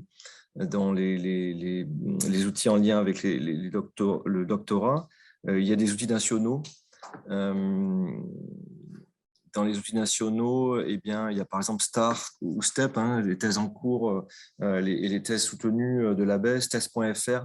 Donc, il y a un certain nombre déjà, on n'a pas forcément accès à ce jour nos développements sur ce domaine-là, mais c'est un sujet important parce qu'on va récupérer, nous, les thèses en tant que projet d'une unité, d'une équipe et affecté bien entendu à un personnel qui aura sans doute l'apparence d'un doctorant. Et donc, c'est clair qu'on sera amené à augmenter en fait les fonctionnalités en lien avec ça, y compris la récupération des données. Donc, effectivement, il y a des candidats, si vous voulez, et on va essayer d'aller sur les candidats qui possèdent la meilleure fiabilité, et aussi la meilleure pérennité. Donc c'est pour ça qu'on va se situer sur le cycle finalement on va dire national de dépôt des thèses, etc. pour aller à la source, sachant que ce cycle-là permet également ensuite on va dire de caler les identifiants pour l'aspect publication de la thèse. Donc c'est aussi un intérêt dans ce sens. Si je peux rebondir là-dessus. Le gestionnaire AAPI peut-il lancer plusieurs AAP en même temps? Oui, il n'y a aucune contrainte. Plusieurs appels à projets peuvent. D'ailleurs, ça a été fait. Si, on va dire déjà. Donc, oui. Oui, c'est compliqué, hein, mais on s'est mis à plusieurs, c'est pour ça. Mais là, on a répondu. J'avais répondu aussi dans le texte. Hein. Parfois, je le fais. Donc, il y avait quelqu'un avait commencé à parler. Si vous voulez reprendre le fil de la conversation. Oui, c'est moi, Pascal, Henrik Eschberg. Je voulais poser une question. Juste, merci pour votre réponse pour Amétis et compagnie. Et justement, au sein du consortium Amétis, on avait évoqué la possibilité de commencer à discuter avec les personnes en charge de CapLab, justement par rapport à l'échange de données sur les API et compagnie. Qui peut-on contacter au sein du consortium CapLab pour les mettre en contact avec les développeurs d'Amétis et le chargé de mission Amétis? Alors, je vous rassure, on n'est pas pour l'instant un consortium, mais bon, peut-être que ça va venir, quoi. Mais vous pouvez déjà, j'estime qu'on a déjà pris un premier contact, donc on pourra le faire, effectivement, ça peut être moi le point de contact. On a aussi d'ailleurs une adresse qui s'appelle contact.caplab@amu.fr, que l'on regarde quotidiennement. Donc, il n'y aura pas de souci pour aller vers ça. Donc, effectivement, c'est une bonne idée. Nous, justement, cette manière de nous associer, elle passe effectivement par les aspects profonds, c'est-à-dire les données, et pas uniquement les aspects, mais il faut aussi rajouter les aspects d'opportunité, bien entendu. Et c'est pour ça que je vous disais également ce qu'on avait en cible jusqu'à présent. Mais n'étant pas un fin connaisseur d'Amétis, et je m'en excuse, eh bien, je ne demande qu'à mieux connaître votre regroupement. Donc là, sur les API en simultané, on peut en faire tout ce qu'on veut. D'ailleurs, on en est déjà en simultané et pour un établissement, donc c'est tout à fait faisable, sachant que dans les API, vous avez tout un tas de dates. Alors bien sûr, il ne faut pas que tous les appels à projets internes se finissent au même moment. Et ça, c'est plutôt, mais pourquoi pas, hein, parce que si c'est des disciplines différentes, etc., tout arrive en fait. Hein. Et au bout d'un moment, on aura énormément d'appels à projets dans CapLab, je le souhaite, ce qui veut dire que tout ça, ça ne sera vraiment pas une contrainte pour nous. Oui, vas-y, Marie. Il faut que tu coupes ton micro, Pascal. Donc, simplement, il n'y a pas de limite à diffuser le nombre que vous souhaitez d'appels à projets internes en simultané. Par contre, la seule limite que moi j'y verrai, mais elle est plutôt de l'ordre organisationnel, il faut savoir que c'est un module qui génère de la demande d'assistance des chercheurs qui, souvent en stress et au dernier moment, paniquent parce que c'est une application qu'ils ne connaissent pas. En tout cas, le premier appel à projet en général auquel ils répondent dans une nouvelle application engendre au dernier moment pas mal d'angoisse qui est en général très vite résolue. Seulement, elle est génératrice de demandes d'assistance et donc voilà, il faut aussi avoir le répondant derrière pour assurer les demandes d'assistance. Alors ça sera fait justement. Rappelez-vous tout ce que vous avez expliqué, en tout cas au moins montré sans rentrer dans le détail, Marie, tout à l'heure, sur le processus d'acclimatation à CapLab. Il sera prévu justement que les référents, les responsables, les personnes qui auront la responsabilité en centrale ou ailleurs, ou selon votre organisation, de porter, de piloter les appels à projets, comme celles qui auront la responsabilité de l'administration, des habilitations, des données, etc., se verront expliquer dans le détail les tenants et aboutissants de leur fonction, de leur mission. Et effectivement, à l'issue de ce cycle, théoriquement, elles seront armées, ces personnes-là, pour pouvoir répondre et faire face à ce type de demande. Et nous, dans ce cas-là, ce qu'on fera également, et il y a deux dimensions. Il y a la dimension, on l'a déjà fait, donc c'est avec notre expérience et notre expertise, on vous apportera dans le cycle de déploiement des choses en lien avec le vécu. Et le deuxième élément, c'est vous le faites ensemble, c'est-à-dire qu'il y a une vision collective, et c'est pour ça qu'on a tenu à faire des vagues, parce que ça paraît plus efficace et aussi plus collaboratif, et vous pourrez échanger ensemble sur les difficultés éventuelles que vous rencontrez du fait d'aborder un nouveau champ d'investigation. Donc ça s'est fait. Je sais que nous, plusieurs établissements pilotes ont échangé en notre absence, hein, et ils avaient tout à fait le droit de le faire. sur de la prise en main de certains modules fonctionnels. Donc, c'est aussi ce modèle-là qu'on veut chercher à populariser et dont vous pourrez bénéficier.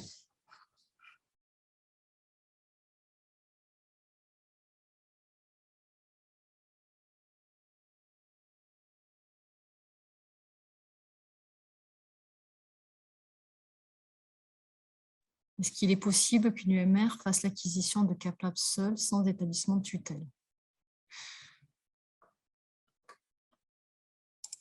Alors, qu'est-ce que vous entendez par semble être utilisable et utile au niveau laboratoire aussi?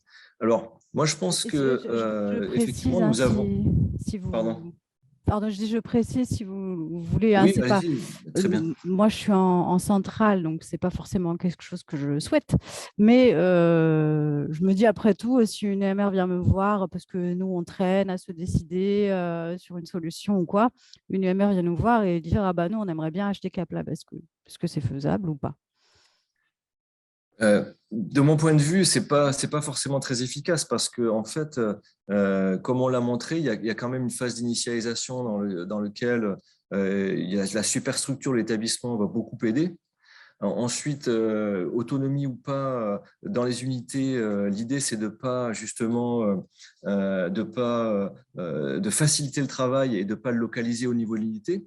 C'est-à-dire que pour moi, tous les travaux éventuellement récurrents de supervision des données en lien avec l'administration de CapLab, ils seront, de mon point de vue, après ça se discute, ils seront sans doute, il sera sans doute préférable de les mener au sein de l'établissement. D'autant plus que dans l'établissement, c'est là que, j'allais dire, sur les remontées des unités, se concocte et s'établit la politique générale de soutien à la recherche et aussi des éléments de stratégie. Donc, c'est un aller-retour.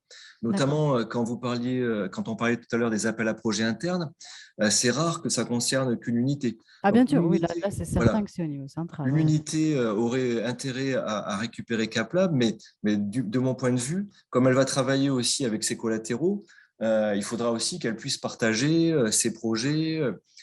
Et donc, il y a un intérêt, au contraire, cumulatif à l'utilisation de CapLab. Parce que plus vous avez d'unités qui utilisent CapLab, plus la vision consolidée qu'on peut en avoir, alors avec des strates que l'on pourra qualifier un peu à façon. Donc ça sera un intérêt également. J'ai répondu dans le chat là-dessus, sur le scope de la consolidation, mais également avec des partenaires. Et donc, pour moi, j'allais dire, on va essayer de privilégier un effet boule de neige avec CapLab. Donc, ça serait dommage que de cette boule de neige, on reste au flocon, quoi, vous voyez? Non, mais ça va dans le sens de ce que je pensais aussi, mais ça confirme. Merci beaucoup. Il y avait aussi des questions sur Tropic au début, si me semble bien. Je repars. Est-il prévu un lien avec PCRU? Attendez, je l'ai pas vu. Un lien avec PCRU porté par le CNRS. Alors, ça fait aussi un autre… Je vais grouper ma réponse avec une question que j'avais vue, qui est celle de M. Vercueil. Comment les autres organismes, autres que CNRS, sont pris en compte dans le projet? Si vous permettez, je vais essayer la fusion de ces deux questions. Donc, PCRU, vous le savez, donc je le dis pour ceux qui ne le sauraient pas, c'est une application qui consolide des contrats de recherche en exécution aux bornes d'un site essentiellement. Donc, quand le CNRS fait une convention de site, de facto, et même avant d'ailleurs, le partage des contrats de recherche en exécution peut se faire via l'outil PCRU. Donc, cet outil PCRU est un outil auquel nous, dans le cadre de notre partenariat avec le CNRS, auquel on peut avoir accès. On est associé aussi avec sa feuille de route, donc une feuille de route avec son évolution et son amélioration. Initialement, c'était surtout un réceptacle en fait de données un peu figées avec des mots-clés qu'on pouvait interroger. Donc, ça peut être à terme une source, mais comme d'autres produits, si je puis dire, d'autres sources de données logicielles du CNRS. Pour aller typiquement sur ce sujet-là, WebContra, par exemple, que vous connaissez également, ou Oscar. Hein, je mets pas la primauté à un outil plutôt qu'un autre, mais nous, on va essayer d'être agnostique vis-à-vis des solutions logicielles. On va récupérer en fait des données sur les projets de recherche et on va on va les intégrer à CapLab qui jouera ce rôle de concentrateur de données pour l'usage que voudront décider ensemble et avec nous la communauté des utilisateurs de CapLab. Donc ça veut pas dire qu'on va bouleverser l'écosystème des applications logicielles existantes, qu'elles soient dans les EPST ou dans les universités ou autres établissements qui font de la recherche. Donc, la vision que l'on a de notre association partenariat avec le CNRS, c'est que sur la construction, effectivement, le CNRS nous a apporté des éléments, mais rappelez-vous aussi, en fait, je le rappelle pour tous ceux qui l'ont oublié, qu'un autre PST qui est l'INSERM participe également à la construction de CapLab depuis quasiment le début. Donc, on n'a pas uniquement une vision EPST tirée par l'organisme de recherche CNRS. De la même manière, à l'AMU, on distingue bien à la fois les spécificités liées aux organismes de recherche avec qui on entretient des relations différentes des universités, parce que les universités ont une pluralité d'objectifs, ce qui n'est pas forcément le cas des organismes de recherche. Et on cherche aussi à consolider cette vision-là. C'est aussi pourquoi on est amené, dans le cadre des liens que l'on a avec ces EPST, à leur présenter CapLab ou les solutions du domaine de la recherche qu'on élabore à l'AMU. Mais fondamentalement, CapLab est un outil qui se situe sur une zone neutre, un terrain neutre, si je puis dire, parce qu'il est centralisé et il permet de partager les informations. Donc là, on se situe dans un paradigme, si je puis dire, employer ce mot un peu spécieux, qui est un peu différent de ce qu'on voit dans les outils qui sont promus par un établissement ou un autre. Je ne sais pas si j'ai bien répondu, mais en tout cas, je voulais vous donner ma vision de fond sur ces questions-là et ce vers quoi on travaille. Donc, même si on a un partenariat avec le CNRS, eh bien, tous les EPST, tous les établissements, tous les adhérents de l'AMU pourront bénéficier d'une approche, on va dire, plus universelle que spécifique.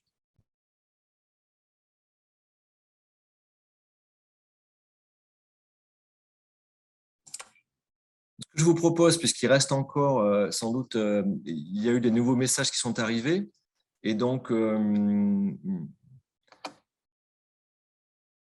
ok, donc j'ai lu le message au sujet de WebContra. Effectivement,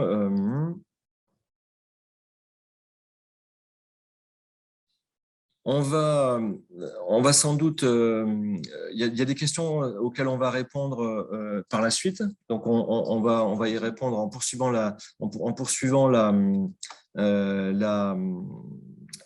présentation. Donc, je vais laisser la parole maintenant à Aurélie Garde.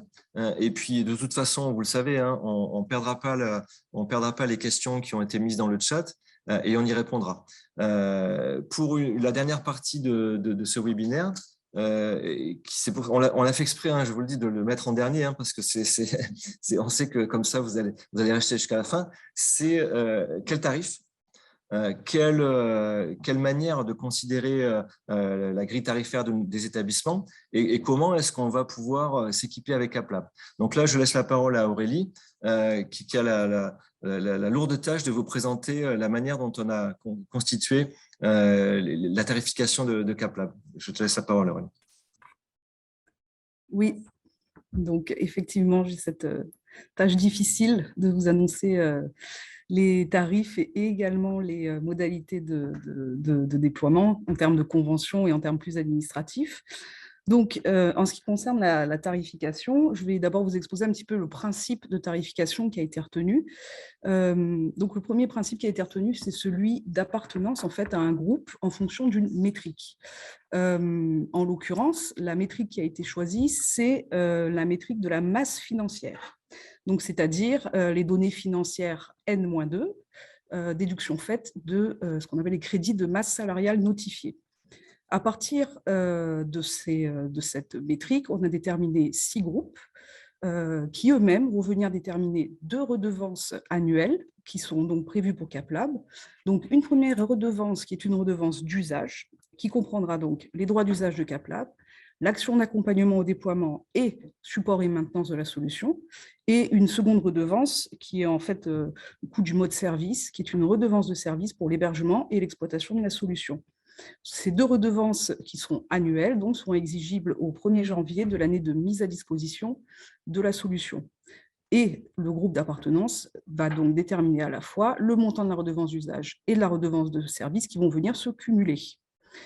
Et donc, voici dans la slide suivante la présentation des tarifs. Donc, on peut voir effectivement les 6 groupes qui sont déterminés par la masse financière, la métrique masse financière.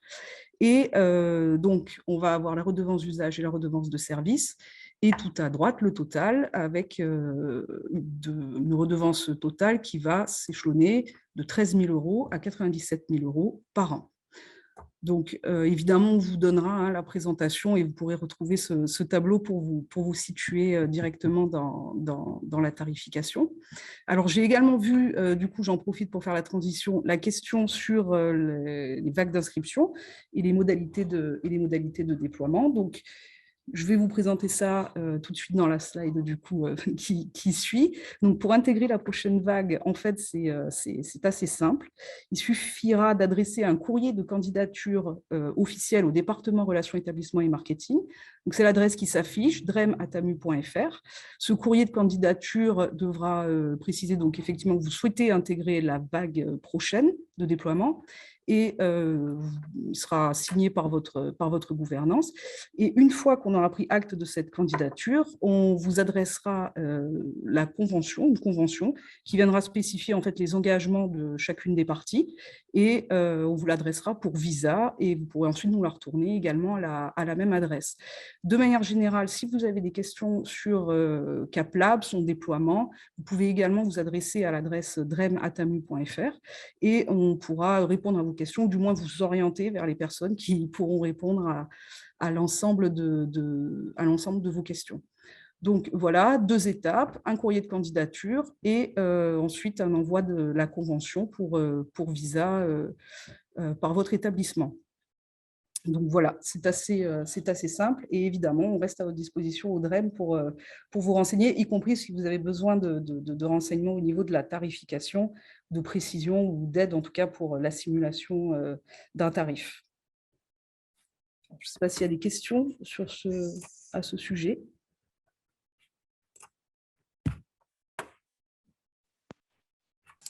Il y avait des questions auxquelles on a partiellement répondu. Donc, ce que je peux rajouter sur les sujets, donc il y a effectivement, par exemple, la question sur le coût complet d'implémentation et le coût par an. Donc, vous avez compris que donc ça, c'est des questions qui sont à la fois simples et pas si simples que ça. C'est-à-dire qu'en gros, le coût par an, vous allez trouver avec la fiche tarif. Et en fonction, en fait, n'oubliez pas la masse financière, il y a un savant calcul. Donc, je ne suis pas sûr que là, vous l'ayez en tête de manière très, très, très simple. Mais en tout cas, ce sont des données que l'AMU demande de manière assez courante à ses adhérents pour élaborer sa facturation et ses redevances. Donc, c'est quelque chose qu'on trouve dans l'établissement. Dans tous les cas, j'imagine que vous n'êtes pas les seuls décisionnaires. Vous n'êtes pas les seuls décisionnaires, sans doute, et qu'il y a une décision collégiale à prendre par rapport à la décision de s'équiper avec la solution CapLab. Il y a aussi les questions de Monsieur Turbou. Donc, effectivement, on peut discuter pour affiner le projet, parce que là, j'ai bien conscience qu'on vous a apporté le maximum d'éléments d'information. Il est clair que si vous repassez… mais malgré tout, on comprend bien qu'il peut y avoir des questions rémanentes. Il peut y avoir des questions auxquelles vous accordez une importance que l'on n'aurait pas perçue. Et puis aussi, vous pouvez voir par rapport aux spécificités de chaque établissement, en fait, qu'est-ce qui va être prédominant dans votre choix. Donc, c'est pour ça que nous, la porte, elle est ouverte et vous pouvez nous contacter quoi qu'il en soit, quel que soit, on va dire, le niveau de maturité de votre décision. Et j'allais dire que nous, notre souhait, c'est d'apporter notre conviction et de la partager. Donc, à partir de ce moment-là, si à la fin de l'échange, vous n'êtes pas convaincu, ça aura une incidence sur les critères que vous allez rapporter auprès de votre gouvernance. Et à contrario, si vous êtes convaincu, vous allez pouvoir pousser pour vous équiper avec CapLab. Donc, je reviens sur le point coût complet d'implémentation et coût par an. Coût par an, vous avez la solution.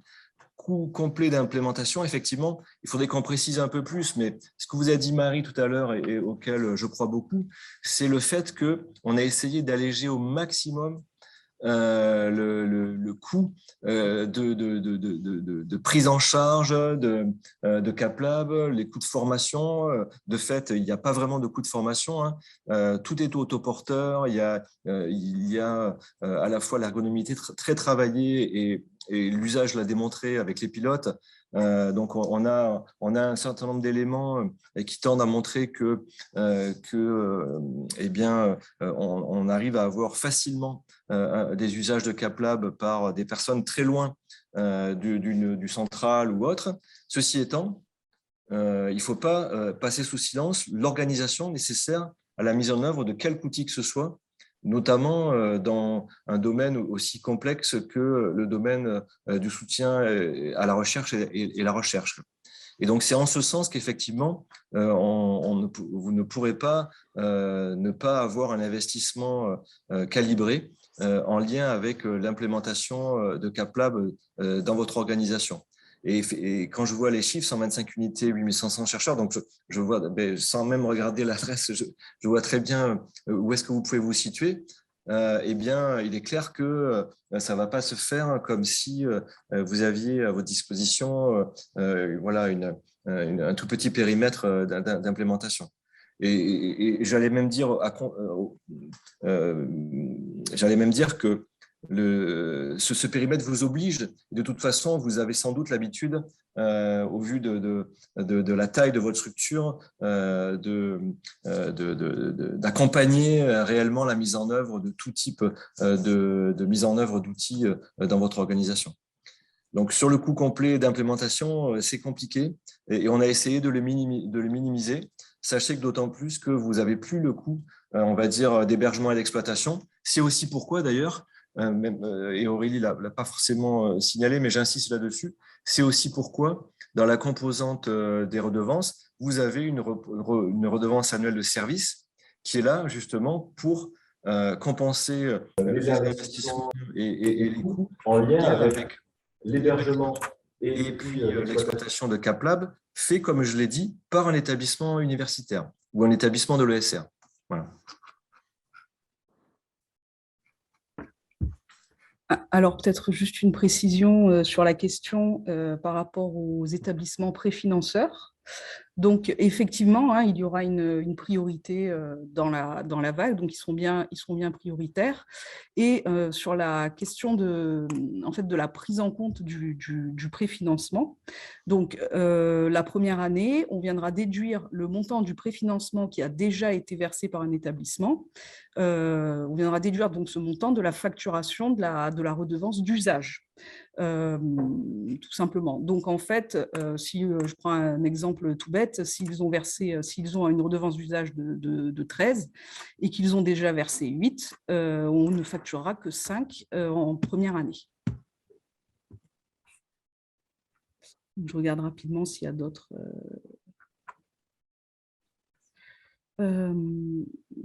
questions. Donc oui, une limite de candidature pour la prochaine vague, elle n'est pas encore fixée à ce jour, sachant que la vague commencera premier trimestre même 2023. Donc voilà, mais on reviendra vers vous s'il y a une date, évidemment une date limite de candidature, mais pour l'instant, ce n'est pas prévu. Notre idée, c'était aujourd'hui, finalement, de faire cet appel à la candidature. Je rappelle À votre disposition, le DREM également, via le DREM, pour élaborer avec vous ou préciser un certain nombre d'éléments en vue de votre prise de décision. Ça, c'est un point. On n'a pas voulu non plus afficher, même si on a un certain nombre d'idées, une capacité de vague, parce que effectivement, il faut qu'on tienne compte aussi, nous, de notre propre capacité, et on peut éventuellement l'adapter dans certaines mesures, mais pas beaucoup. Et c'est pour ça qu'on n'a pas donné de limite quantitative à une première vague. Mais dans tous les cas, à un moment donné, on fermera, je dirais, l'accès à la première vague pour pouvoir se concentrer avec l'ensemble, en étant le plus efficace possible sur l'accompagnement que l'on souhaite efficace, quoi.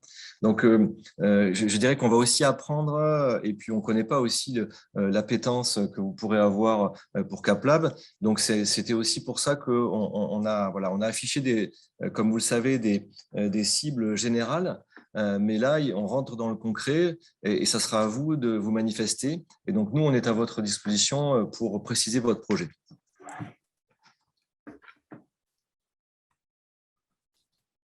Alors, il y a une question, la dernière question. Pourriez-vous préciser quels établissements utilisent déjà CapLab?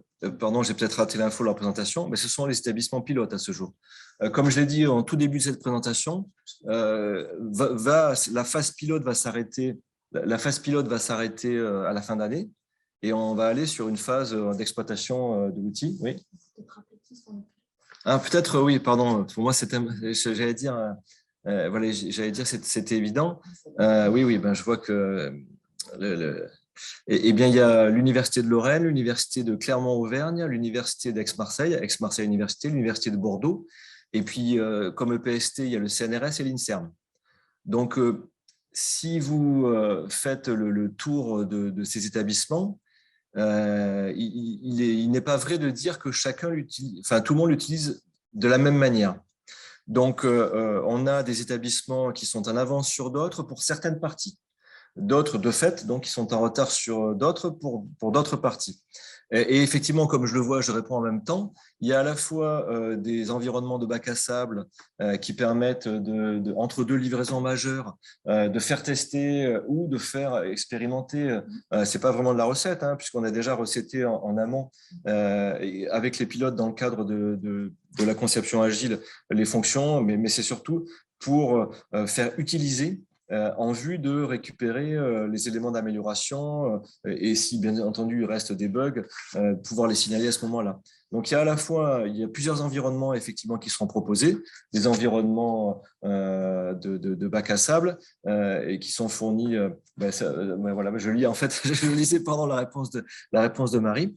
Et voilà, et on n'a pas imaginé pour l'instant, pour vous dire comme on croit que la solution CapLab s'utilise simplement. On n'a pas encore imaginé, mais ça viendra peut-être, utiliser des environnements de formation.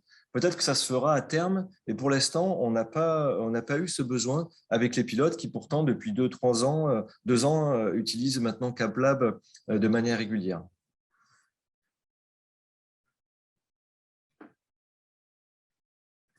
Alors, une question que je trouve tout à fait signifiante, qu'on n'a pas eu jusqu'alors sur finalement le multitutelle.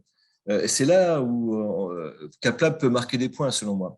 C'est-à-dire que nous, on a conçu CapLab, comme je l'ai dit depuis le début, je le répète encore, comme un lieu de partage et de diffusion, donc, et ensuite de consolidation des informations qui proviendraient de l'ensemble des tutelles, qui se rassembleraient dans les unités mixtes. Bon, il y a d'autres unités que les unités mixtes, il y a aussi des unités propres, et ça, c'est peut-être plus simple à gérer. Mais il y a des unités mixtes avec différents taux de mixité et des mixités différentes à l'intérieur d'un périmètre de consolidation de l'établissement.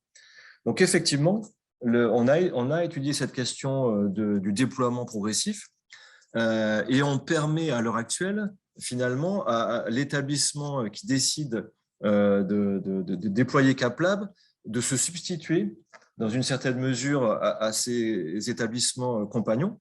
Voilà, on pourrait donner ce nouveau terme pour ce qui est des données, mais pas forcément en termes de gestion des données. Donc, vous verrez que dans les ateliers qu'on sera amenés à parcourir ensemble, on va bien expliquer en fait ce qui ressort du domaine de gestion de l'unité et qui potentiellement est modifiable par l'unité, de ce qui provient en fait des systèmes d'information de l'établissement, des établissements, et pour lesquels on a mis en œuvre, dans le cadre des dispositifs d'intégration des données, des règles de prévalence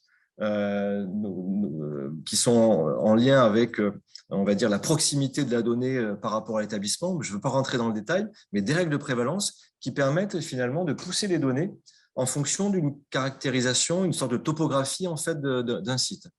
Mais dans tous les cas, il me semble qu'à un moment donné, comme vous le faites, notamment, c'est pour ça que je parlais de dialogue tout à l'heure, sur le dialogue de gestion pour les allocations de moyens dans les unités de recherche, à partir du moment où il y a une mixité, il y a une responsabilité partagée, à la fois du pilotage, de la gestion, même si c'est amené peut-être à évoluer, hein, on verra. Il y a des évolutions réglementaires qui font que ça peut évoluer, et ça a déjà évolué dans le passé. Voilà, et donc tout ça, c'est un champ qui nous occupe et pour lequel on a, à l'heure actuelle, dans CapLab, la solution de pouvoir intégrer à façon les données en fonction des établissements qui sont présents sur le tour de table. C'est aussi pourquoi on a proposé comme clé de répartition la clé de l'établissement et non pas une métrique sur les unités. Parce que ça paraît plus équitable, sachant qu'on pourrait avoir un déploiement progressif du point de vue de l'établissement. Et dans les unités, effectivement, vous aurez toutes les personnes, tous les projets, si tant est que vous serez, pour les projets, que vous soyez capable de vous entendre sur le partage des données en lien avec ces projets, avec vos partenaires d'unité. Je ne sais pas si je n'ai pas été un peu long, mais en tout cas, j'ai essayé d'éclaircir le sujet. Pour compléter Pascal, dans le cadre des UMR, c'est qu'effectivement, on a bien conscience que dans l'idéal, une UMR a toutes ces tutelles qui ont CapLab, mais pour attendre, on va dire, ou pour patienter, on a aussi donné la possibilité aux UMR d'aller en complétude de la donnée. Donc, parce qu'on sait aussi que finalement, parfois, vous avez plus de données que vos tutelles, souvent. Donc, si les données viennent des tutelles, tant mieux. Et si vos tutelles déploient CapLab, tant mieux. Mais en attendant, et pour faire des restitutions complètes et pour exploiter les données, on permettra aussi en unité de faire de la complétude de données. Avec des précautions, bien sûr, je le dis pour les DSI qui seraient autour de la table, donc CapLab ne réentre pas dans les autres systèmes d'information, ce qui veut dire que, voilà, et avec des règles de prévalence, ce qui fait que les données spécifiques qui seront laissées à la main des unités ne doivent pas pouvoir courir le risque d'être écrasés par des actualisations en masse telles qu'on les prévoit. Donc là, à l'heure actuelle, on doit aussi affiner ce type de traitement en lien avec les données qui est si important et si compliqué du fait de la présence de multiples sources de données et de multi-établissements. Et pour ce faire, eh bien, c'est les travaux que l'on a en cours, que l'on mène, notamment sur le cycle de vie des données, leur actualisation pérenne au cours de l'année en fonction des événements, hein, les départs, les arrivées de personnes dans les unités, les créations, les réceptions de projets à l'issue d'appels à projets en provenance de l'ANR ou d'autres sources de projets, etc. etc. Voilà. Donc ça, c'est quelque chose qu'on doit encore qualifier, mais sur lequel, pour l'instant, on a trouvé un socle de fonctionnement qui paraît opérationnel. Pascal, c'est Alain Richard. Bonjour Alain, excuse-moi, je n'avais pas vu ta main levée, donc je te laisse la parole. Simplement, peut-être pour essayer de donner un témoignage en réponse à la question de M. Desnaux. Deux choses. Un premier témoignage dont j'avais fait part lors du premier webinaire, hein, qui sont par exemple les données de l'APG 2021 de l'ANR. Nous avons récupéré pour le site lorrain, au niveau de l'Université de Lorraine, l'ensemble des données, quel que soit l'appartenance du porteur de projet, quel que soit l'établissement gestionnaire, quel que soit l'établissement hébergeur. Donc, nous avions une vision 360 degrés sur le site, quel que soit. On avait les données pour INRAE, pour INRIA, pour même les EPST qui ne sont pas actuellement directement dans les pilotes.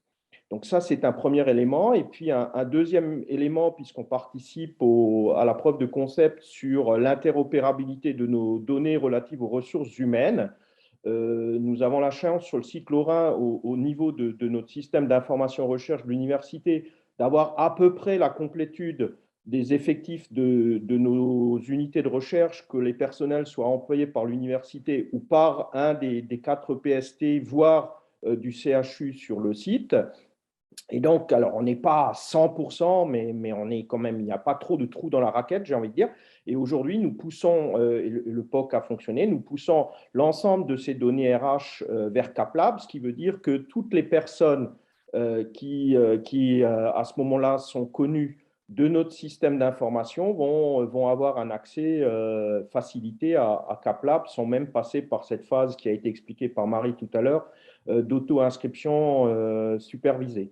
Et comme le disait Pascal, le précisait Pascal, alors bien entendu, la donnée qui est poussée par l'université, lorsque l'université est l'employeur, bien c'est la prévalence de l'université. Mais si ensuite on se connecte, par exemple, à des données RH qui seraient envoyées par le CNRS a bien sûr prévalence pour écraser les données de ces personnels, quoi.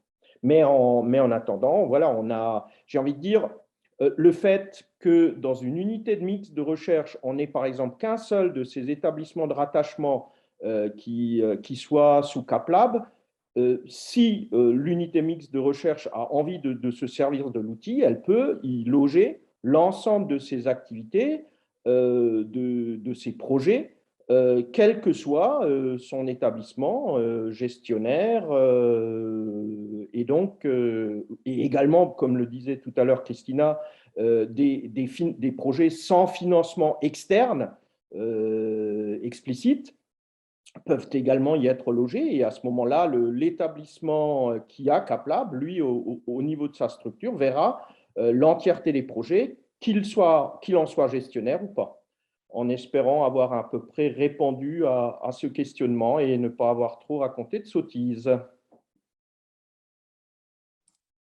Oui, merci beaucoup Alain. Donc j'aurais dû te faire parler plus tôt parce que je m'aperçois que c'était beaucoup plus clair que ce que j'ai dit.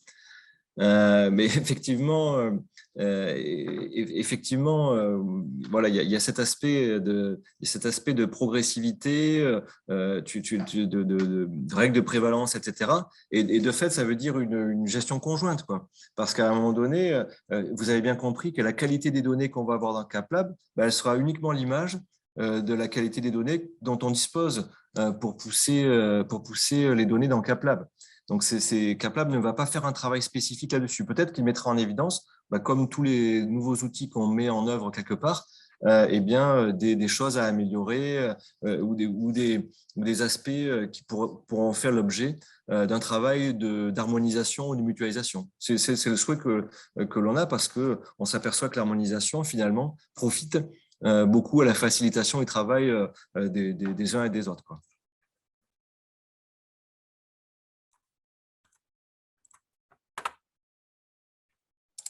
Bien, écoutez, on arrive au terme de la durée en tout cas qui était prévue pour ce webinaire. On va mettre dans le chat un petit questionnaire pour vous. Vous aurez le loisir tu le mets, Oui, je le mets tout de suite. Donc oui, c'est un petit questionnaire qui évaluera à la fois votre satisfaction sur la webconférence, puis également qui permettra d'avoir une première projection sur CapLab et le déploiement de CapLab. Donc je vous mets ça tout de suite. Voilà, le lien est dans le chat. Oui, on vous le fera passer avec le retour sur la présentation, le replay. Comme vous le savez, on a l'habitude de faire ça. Donc, moi, il me reste à vous remercier pour votre participation en nombre et à ce deuxième webinaire. J'espère qu'on vous aura donné des éléments, je crois, supplémentaires en tout cas, mais sans doute précieux pour pouvoir activer vos relais à l'intérieur de vos établissements ou vous-même, si vous êtes en position de décision, d'instruire le dossier sur l'implémentation de la solution CapLab dans vos établissements. Et puis, il nous reste à vous souhaiter une bonne fin d'après-midi. On est à votre disposition. On vous fera tout passer par retour de mail.